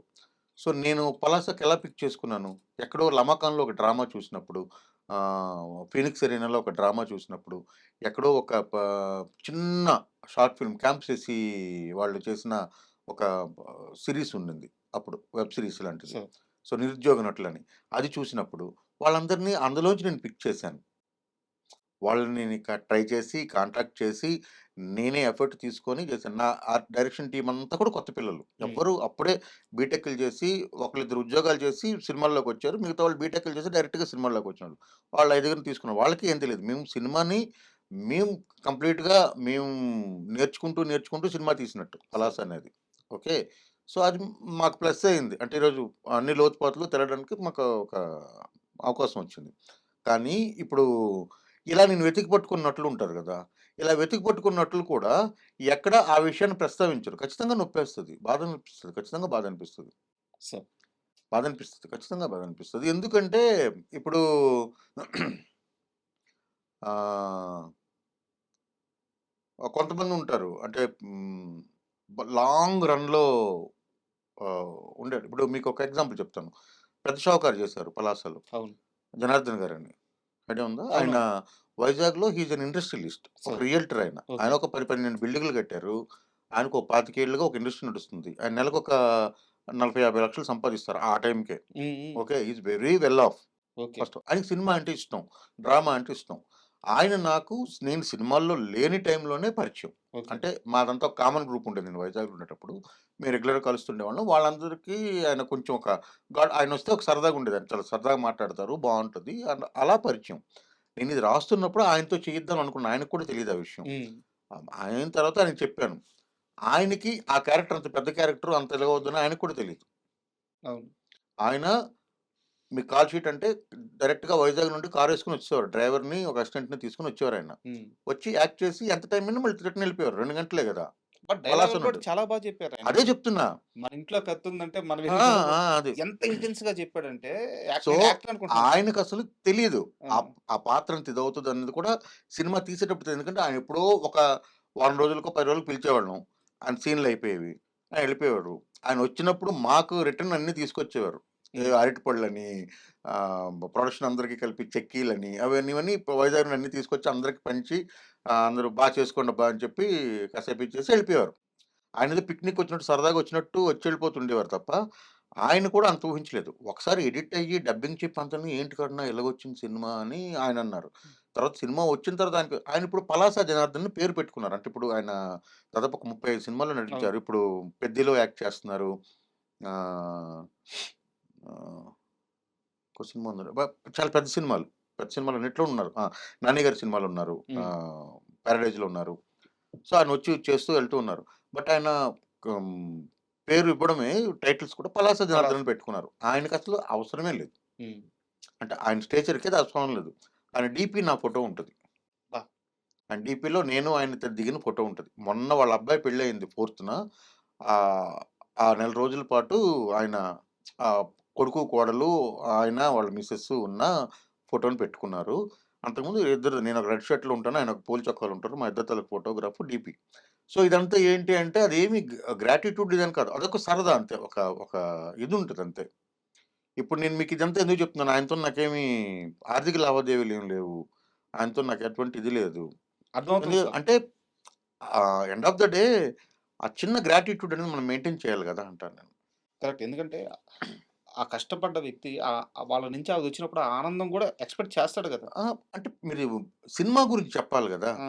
కరెక్ట్. ఇప్పుడు నేనెప్పుడు వ్యక్తిగతం కోరుకోవట్లా. 'కరుణ కుమార్' అనేది చెప్పొద్దు. అది ఎవరికి ఇక్కడ ఏమి ఇప్పుడు నేను కూడా నా స్వార్థమే గదా! నేనెళ్ళి నువ్వు యాక్ట్ చేస్తే నా సినిమాకి అది ప్లస్ అవుద్ది కాబట్టి మిమ్మల్ని నేను తీసుకున్నాను. బట్ అది మీకు ప్లస్ అయ్యి తద్వారా మీకొక అప్పటిదాకా మీరు స్ట్రగుల్ అవుతున్నారు. మీకు ఒక 10 అవకాశాలొచ్చినప్పుడు దాన్ని మీరు ఆ సినిమాని ఎందుకు ప్రస్తావించరు అన్నది నా తాలూకా క్వెషన్. కరెక్ట్ క్వెషనే. కరెక్ట్ క్వెషనే. సినిమాని ప్రస్తావించాలి వాలిడ్ గదా! సార్. దాని ద్వారా అంటే ఓకే. ఇతనికి ఈరోజు ఇంత గుర్తింపొచ్చింది ఆ సినిమా ద్వారా. ఆ సినిమా ఏంటో చూద్దామని ఇంకోటి చూడొచ్చు గదా! ఆ అవును. సినిమాని. అవును. అంతే. అండ్ మీరిందాక తెలుగు హీరోయిన్స్ గురించి గూడా ఒక మాట చెప్పారు. అయితే తెలుగు సినిమాల్లో తెలుగు హీరోయిన్స్ అనే దగ్గర 2 వాదనలు వినిపిస్తున్నాయి. హ్మ్. హ్మ్. తెలుగు సినిమాల్లో తెలుగు హీరోయిన్‌ని పెట్టుకోవాలంటే హ్మ్. చాలా రిస్ట్రిక్షన్స్ ఉంటాయి. హ్మ్. వాళ్ళ ఫ్యామిలీ మెంబర్స్ వస్తారు. హ్మ్. ఆహ్, ఆహ్, ఆ సీన్ జేయము, ఈ డ్రెస్సులేసుకోము, హ్మ్. ఇలాంటి కండిషన్స్ పెడతారు. హ్మ్. ఈ తలనొప్పులు పడలేకే హ్మ్. ముంబై హీరోయిన్స్‌ని తీసుకొచ్చి పెట్టుకునేది అని జెప్పి చాలామంది హ్మ్. కెమెరా ముఖంగానే చెప్పున్నారు. హ్మ్. ఆహ్, మీరు మీ సినిమాలో తెలుగు హీరోయిన్స్‌నే ఆల్‌మోస్ట్ వాడారు. హ్మ్. సో, మీకు ఎదురైన అనుభవాలేంటి ఈ విషయంలో? నేను కంప్లీట్‌గా అపోజిట్ దానికి. ఇప్పుడు మీరు చెప్పిన దీనికి అపోజిట్. ఎందుకంటే నా సినిమాల్లో నా హీరోయిన్‌లు ఎవరికీ స్కిన్ షో ఉండదు హ్మ్. First thing. హ్మ్. సో, నేను చాలా స్ట్రాంగ్ ఫీమేల్ పాత్రలు రాస్తాను. నాకు స్కిన్ షో మీద పెద్ద నమ్మకం కూడా ఏం లేదు. సో, అంటే స్కిన్ షో బేస్ చేసుకొని ఇప్పుడు సినిమాలు ఆడించేదైతే ఏమీ లేదని నేను నమ్ముతాను. సార్. నా వరకు. ఓకే. సో, పాత్ర ఔచిత్యం బట్టి ఆహ్, ఇప్పుడు మీకు వెరీ సింపుల్. 'మట్కా'లో నోరా ఫతేహి గారిని కాస్ట్ చేశాం మనం. సార్. రైటా? అవును. నోరా ఫతేహి అనే ఆవిడ అన్‌ఫార్చునేట్‌లీ ఆవిడనొక సెక్స్ సింబల్ గాను, ఒక ఆబ్జెక్టిఫై చేసి చూసే పరిస్థితుల్లో ఆవిడకి నేను కథ చెప్పి ఫస్ట్ బాంబే ఎళ్లి కథ చెప్పాను. ఇందులో జీరో గ్లామర్, మీ గ్లామర్ ఏముండదు. అంటే మీరు అనుకునే గ్లామర్ ఏది ఉండదు. నాట్ ఈవెన్ మీ నావెల్ ఎక్స్పోజర్ కూడా ఇందులో నాకు అవసరం లేదు. You're a club dancer, but you're a club owner also. మీరే క్లబ్లో మీకు పార్ట్నర్షిప్ ఉంటుంది, మీరు ఆ క్లబ్కి అసెట్. సో అప్పుడున్న ఆ కాలమాన పరిస్థితుల్లో ఉన్న దీన్ని ఆ క్లాసీగా చక్కగా చూపి మీరు లేలే రాజా పాట చూడండి వీలైతే మీకు ఉంటుంది. ఆ ఒకటే పాట, తర్వాత మిగతా అంతా ఆమె శారీస్లోనూ చాలా వెరీ డిగ్నిఫైడ్. వాణిశ్రీ గారు, సావిత్రి గారు వీళ్ళందరి డ్రెస్సింగ్ని తీసుకొని, ఎల్విజి లక్ష్మి గారు వీళ్ళందరి డ్రెస్సింగ్ని తీసుకొని దాని రిఫరెన్స్లతో ఆవిడ కాస్ట్యూమ్ డిజైన్ చేయించాను నేను. సో నోరా ఫతేహి గారిని నేను వాడలేదు, అంటే ఆ దీంట్లో వాడలేదు సినిమాలో, రైటా. సో నాకు అది స్కిన్ షాట్. అయితే ఇప్పుడు మీరు చెప్పింది ఉండుండొచ్చు కాక, ఇది కాకుండా ఇంకోటి ఉంది. నేను పలాస తీసినప్పుడు నాకు కావాల్సిన హీరోని ఖచ్చితంగా తెలుగు అమ్మాయి ఉండాలి, ఫస్ట్ థింగ్. ఎందుకంటే దానికి ఒక రీజన్ ఉంది. శ్రీకాకుళం అంటే పరభాష యాక్టర్స్ని ఎవరైనా తీసుకుంటే వాళ్ళు శ్రీకాకుళం మాట్లాడాలి. ఫస్ట్ తెలుగు మాట్లాడడం వాళ్ళకి కష్టం అవుద్ది. రెండోది శ్రీకాకుళం భాషను మాట్లాడాలని అంటే తెలుగు మినిమం తెలిసి ఉండాలి, కాబట్టి తెలుగు అమ్మాయినే తీసుకోవాలి. రెండోది ఆమెకు డ్యాన్స్ రావాలి. ఈ రెండు మ్యాండేటరీ థింగ్స్ నాకు, క్యారెక్టర్ కోసం.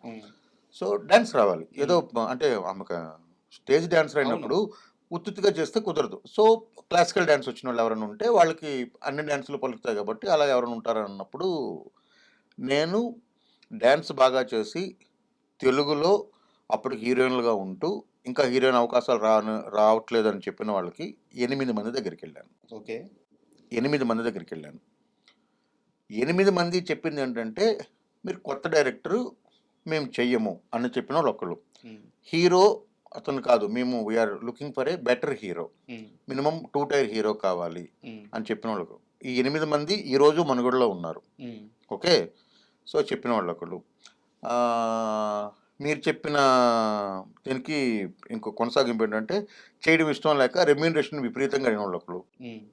ఓకే, కొత్తగా వచ్చి అంటే కాస్టింగ్ ఏజెన్సీకి చెప్తే, కాస్టింగ్ ఏజెన్సీ వాళ్ళు పంపిస్తే కొత్తగా వచ్చిన వాళ్ళు కూడా ఈ డైరెక్టరు ఈ స్టోరీలు ఇవన్నీ మేము చేయము, మాకు ఫస్ట్ గ్లామరస్ రోల్స్ కావాలి, వాంట్ టు సస్టైన్. అదే వాళ్ళ చాయిస్, దాన్ని నేను రెస్పెక్ట్ చేస్తాను. ఇప్పుడు నేను ఈ సినిమాలు తీయాలనేది నా చాయిస్, అంతే. అది తప్పు కాదు. నేను ఇదే అనుకుంటున్నాను, నాకు ఇదే వచ్చు, నేను ఇదే చేద్దాం. వాళ్ళు అది అనుకోవచ్చు. వాళ్ళు అసలు కథ విన్నారా? అది విన్నారు, కథ అర్థమైందా? అది నాకు తెలియదు, మనకు వాళ్ళకి అర్థమైందో లేదండి. నేనైతే కథ బాగా చెప్తానని నాకు ఒక పేరుంది, అంటే నేను బాగా నెరేట్ చేస్తానని నాకు ఒక పేరుంది. సో అయినప్పటికీ మరి వాళ్ళందరికీ కథ చెప్పిందే. నేను ఎవరికి కథ చెప్పకుండా, అంటే కథ చెప్పకుండా ఈ రోజుకి లేదు నాకు ఆ సౌకర్యం. అంటే ఇప్పుడు 6 సినిమాలు తీసిన తర్వాత అయినా సరే నాకు కథ అడుగుతా, నేను చెప్పాలి. రెండోది, నేను ప్రతి సినిమాకి మొత్తం కాస్టింగ్ పూర్తయిన తర్వాత మ్యాండేటరీగా అందరినీ కూర్చోబెట్టి స్క్రిప్ట్ రీడింగ్, నరేషన్ ఉంటుంది. అది లేకుండా నేను ఈరోజు సినిమా షూటింగ్కి వెళ్ళిందే లేదు. అది కరోనా టైంలో చేసిన మెట్రో కథలకు కూడా నేను ఈ పని చేశాను. రాజీవ్ కనకాల గారి దగ్గర నుండి అందరూ వచ్చి కూర్చుంటే మొత్తం స్క్రిప్ట్ అంతా నేను కంప్లీట్గా హావభావాలతో సహా చదివి విన్న తర్వాతే సెట్కి వెళ్తాం.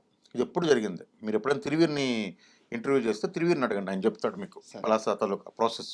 So that's how it went. So అలా అందరికి కథలు చెప్పిన తర్వాత కూడా ఇలా చెప్పారు. సో నాకు అప్పుడు అర్థమైంది ఏంటంటే, తెలుగు అమ్మాయిలకు అవకాశం లేకపోవడం అనేది అయితే లేదు. తెలుగు అమ్మాయిలకు అవకాశాలు కావాలి, కావడం రామ్ చరణ్, మహేష్ బాబు, సాయిధరం తేజ్, లేకపోతే అల్లు అర్జున్, ఇలా వీళ్ళతో కావాలి అనుకున్నప్పుడు ప్రాబ్లం అవుతుంది అన్నది నేను కనిపెట్టింది. ఇది ఎప్పుడు ఫస్ట్ సినిమాకి రైట్ టిక్ కొట్టేద్దాం. సరే, వాళ్ళకి కూడా భయాలు ఉండొచ్చు, ఏం తీస్తాడో అసలు, నేను డైరెక్టర్లా కూడా కనిపించకపోవచ్చు. ఓకే, ఎందుకు మనకి జానపదాలు, పాతగళ్ళలు, క్యాస్ట్లు, కొట్టుకోవడాలు ఇవన్నీ మనకి ఎందుకని కూడా అనుకో ఉండొచ్చు, తప్పలేదు. రెండో సినిమా అయిపోయింది, శ్రీదేవి సోడా సెంటర్కి వచ్చాము. సుధీర్ బాబు గారు అనగానే నేను అప్పుడు రిజెక్ట్ చేసిన 8 మందిలో 3 కాల్ చేశారు, మమ్మల్ని పెట్టుకోవచ్చు కదా అని. అప్పుడు నేను పెట్టుకునే ఛాన్స్ నాకు లేదు. ప్రొడక్షన్ హౌస్ విల్ డిసైడ్, ఎందుకంటే పోస్టర్ వాల్యూ కావాలి ఆ రోజు. ముందు సినిమా నువ్వు చేస్తుంటే నేను రికమెండ్ ఇదిగో ఈమె ఆల్రెడీ పలాస్లో చేసింది, ఇక్కడ చేయండి అవకాశం ఉండుండొచ్చు, లేకపోతే వాళ్ళకి ఆమె నచ్చి ఉండొచ్చు, స్క్రీన్ ప్రెజెన్స్. నువ్వేం చేయనప్పుడు నేను ఎలా చేస్తాను, చేయలేను కదా, రైటా. అయిపోయింది. సో శ్రీదేవి సోడా సెంటర్కి ఒక 15 మంది అనుకున్నాం, బట్ అది చాలా పర్టికులర్ క్యారెక్టర్, అందుకని ఆనంద్ గారినితో పాటు ఒక 10-15 మందిని అనుకున్నాము. ఫైనల్‌గా ఆనంద్ గారే ఫైనల్ అయ్యారు. అయిపోయింది. కళాపురం వచ్చిన తర్వాత, శ్రీదేవి సోడా సెంటర్ తర్వాత ఇమ్మీడియేట్‌గా నేను నాయట్ చేయాలి. నాయట్ చేయలేకపోవడం వలన నాయట్ రీమేక్ చేయాలి నేను. సో, గీతా ఆర్ట్స్‌లో స్టార్ట్ అయ్యి అది మళ్ళీ ఆగిపోయింది. ఉంది అంటే సార్, టెక్నికల్ రీజన్ వల్ల. ప్రశ్న ఉంది అది. అవునా? ఓకే. సో, అప్పుడు ఇది చేసాం. కళాపురం చేసాం. సత్యం రాజేష్‌ని హీరో. ఎందుకంటే ఆ హీరో క్యారెక్టరైజేషన్ అది. ఆయనే కావాలి. అలాంటి వ్యక్తే కావాలి. మళ్ళీ పాతదేది నేను మనసులో ఏం పెట్టుకోకుండా ఎండ్ ఆఫ్ ద డే అది కాదు మనకు కావాల్సింది, సినిమా కావాలి కాబట్టి మళ్ళీ వెళ్ళి చెప్తే రాజేష్ గారితో మేము చేయమండి అని చెప్పిన వాళ్ళు ఉన్నారు. రాజేష్ గారి ముఖం మీదే చెప్పిన, రాజేష్ నా పక్కన కూర్చుని ఉంటే కూడా చెప్పిన వాళ్ళు ఉన్నారు. ఫీల్ అవ్వలేదు ఆయన, ఎవరు? రాజేష్ గారు? ఖచ్చితంగా ఫీల్ అవుతారు. ఎందుకు ఫీల్ అవ్వరు? అదే రాజేష్ గారు పొలిమేరతో 20 కోట్ల సినిమా ఆయన కూడా హిట్ కొట్టాడు. ఇప్పుడు అదే రాజేష్ గారికి వాళ్ళు మళ్ళీ ఫోన్లు చేశారు. అదే విషయం రాజేష్ నాకు ఫోన్ చేసి చెప్పాడు. ఓకే. సో, ఇదంతా జరుగుతుంటుంది. బట్ నేనేమంటానంటే end of the day summary ఏంటంటే తెలుగు వాళ్ళకి అవకాశాలు లేవంటే నా సినిమా మీరు చూడండి. 6 సినిమాల్లోనూ ఉన్నోళ్ళంతా కూడా తెలుగు వాళ్ళే. నాకు ఇంకా వేరే గత్యంతరం లేదు. డేట్లు లేవు. ఆ కాంబినేషన్ కుదరట్లేదు. దానివల్ల మొత్తం షెడ్యూల్ పాడవుద్దంటే నేను ఎవరినైనా ఒకళ్ళిద్దరిని తీసుకున్నానేమో తప్ప నాకు తెలిసి నా నాలెడ్జ్ ప్రకారం ఎవరిని తీసుకోలేదు ఇప్పటిదాకా. సార్, అంటే మీరు చాలా మంచి విషయం చెప్పారు. అంటే చాలా మందికి తెలియదు. అండ్ ఇంకోటి సార్, చిన్న పలాస విషయంలోనే ఒక చిన్న డౌట్. అందులో పోలీస్ క్యారెక్టర్ సెబాస్టియన్ గారి క్యారెక్టర్ వచ్చిన తర్వాత ఆ, జైలుకి పిలిచి అందరికీ భోజనాలు పెట్టి గుండు కొట్టిస్తారు అని చెప్పి అదే ఆ సీన్ ఉంది ఒకటి. అవును. నిజంగా జరిగింది. జరిగింది జరిగింది జరిగింది అది శ్రీనివాసరావు గారు అని ఒక ఎస్ఐ ఉండేవారు. ఆయన చిన్నప్పుడు ఆ, అంటే నాకు నాకు క్లియర్గా గుర్తుంది అది. ఆయన బుల్లెట్ మీద వచ్చేవారు అనమాట. ఓకే. కొరడా ఉండేది ఆయనకి. పలాసలో ఎవరినైనా మీరు అడగొచ్చు. కొరడానా? కొరడా ఉండేది. అంటే విపరీతమైన రౌడీజం రాజ్యం వెళ్తుంటాయి మరి. సో ఆ టైంలో ఆయన కొరడా పట్టుకొని బుల్లెట్ మీద గస్తీ తిరిగేవాడు సార్. మొత్తం. అలాగే ఇప్పుడు నేను చెప్పిన లాంటి ఓన్లీ శ్రీనివాసరావు ఎస్ఐ మీదే ఒక సినిమా తీయచ్చు. అబ్బా. ఆడ పోలీస్ స్టోరీ ఆ, తీయచ్చు. ఆయన్ని ఆఫ్టర్ సమ్ టైం ఒక రాత్రి ఆయన ఇంట్లో పడుకుని ఉంటే ఫోన్ వచ్చింది. ఆయన భార్య పిల్లలు కూడా ఏం చెప్పకుండా గబరా బయలుదేరి వెళ్ళారు. తర్వాత ఆయన తల కనిపించలేదు. ఇప్పటికీ అది లేదు. మొండెం వరకు దొరికింది. ఆయన చంపేశారు ఆయన. ఆ. అండ్ ఫ్యూచర్ ప్రాజెక్ట్స్ ఏమన్నా సార్ ఇప్పుడు? ఫ్యూచర్ ప్రాజెక్ట్స్ అంటే ఇప్పుడు అంటే నేనేమి చెప్పలేని పరిస్థితిలో ఉన్నాను. అంటే 4 నడుస్తున్నాయి. ఏది ముందెక్కుద్దని తెలియదు. ఒక పెద్ద వెబ్ సిరీస్ ఒకటి ఉంది, అది నడుస్తుంది.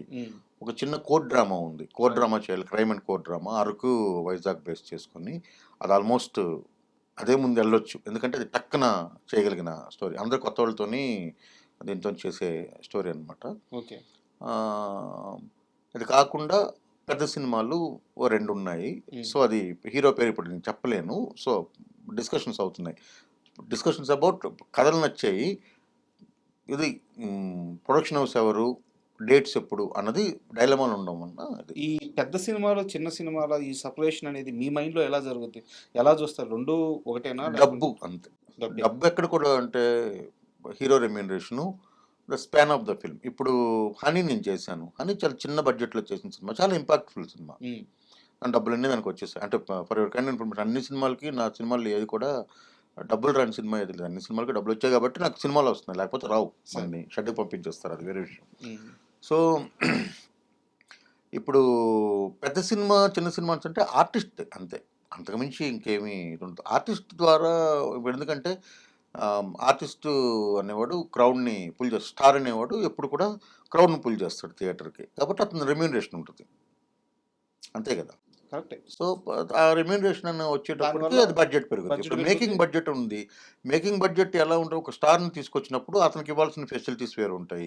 ఒక కొత్త కుర్రోడితో చేసినప్పుడు అంత ఫెసిలిటీస్ ఉండకపోతే వర్క్ అంతా సేమే, కరెక్ట్. అందులో ఇదేం లేదు. ఇప్పుడు స్టార్ వచ్చినప్పుడు ఏంటంటే ఆయన నాకు పలానా కెమెరామెన్ ఉంటే బాగుంటుంది, ఈ సినిమాకి ఆ స్పాన్ పెరుగుతుంది అనుకుంటాడు. బట్ అక్కడ ఏంటంటే నేమ్ కావాల్సి ఉంటుంది. ఈ స్టార్ అందులో చాలా తక్కువ మంది ఒక కొత్త వాడితో వెళ్దాం అనుకోవచ్చు. అందరూ అనుకోవడానికి లేదు. ఎందుకంటే ఎందుకు సేఫ్గా వెళ్ళిపోవచ్చు కదా. మనకు ఆల్రెడీ మనం పనిచేసిన ఒక పెద్ద కెమెరామెన్ ఉన్నప్పుడు ఆయనతో వెళ్ళిపోవచ్చు, పెద్ద మ్యూజిక్ డైరెక్టర్ ఉన్నప్పుడు ఆయనతో వెళ్ళిపోవచ్చు. పోస్టర్ మీద పేర్లు చూడడానికి బాగుంటాయి. Product end of the day business కదండి.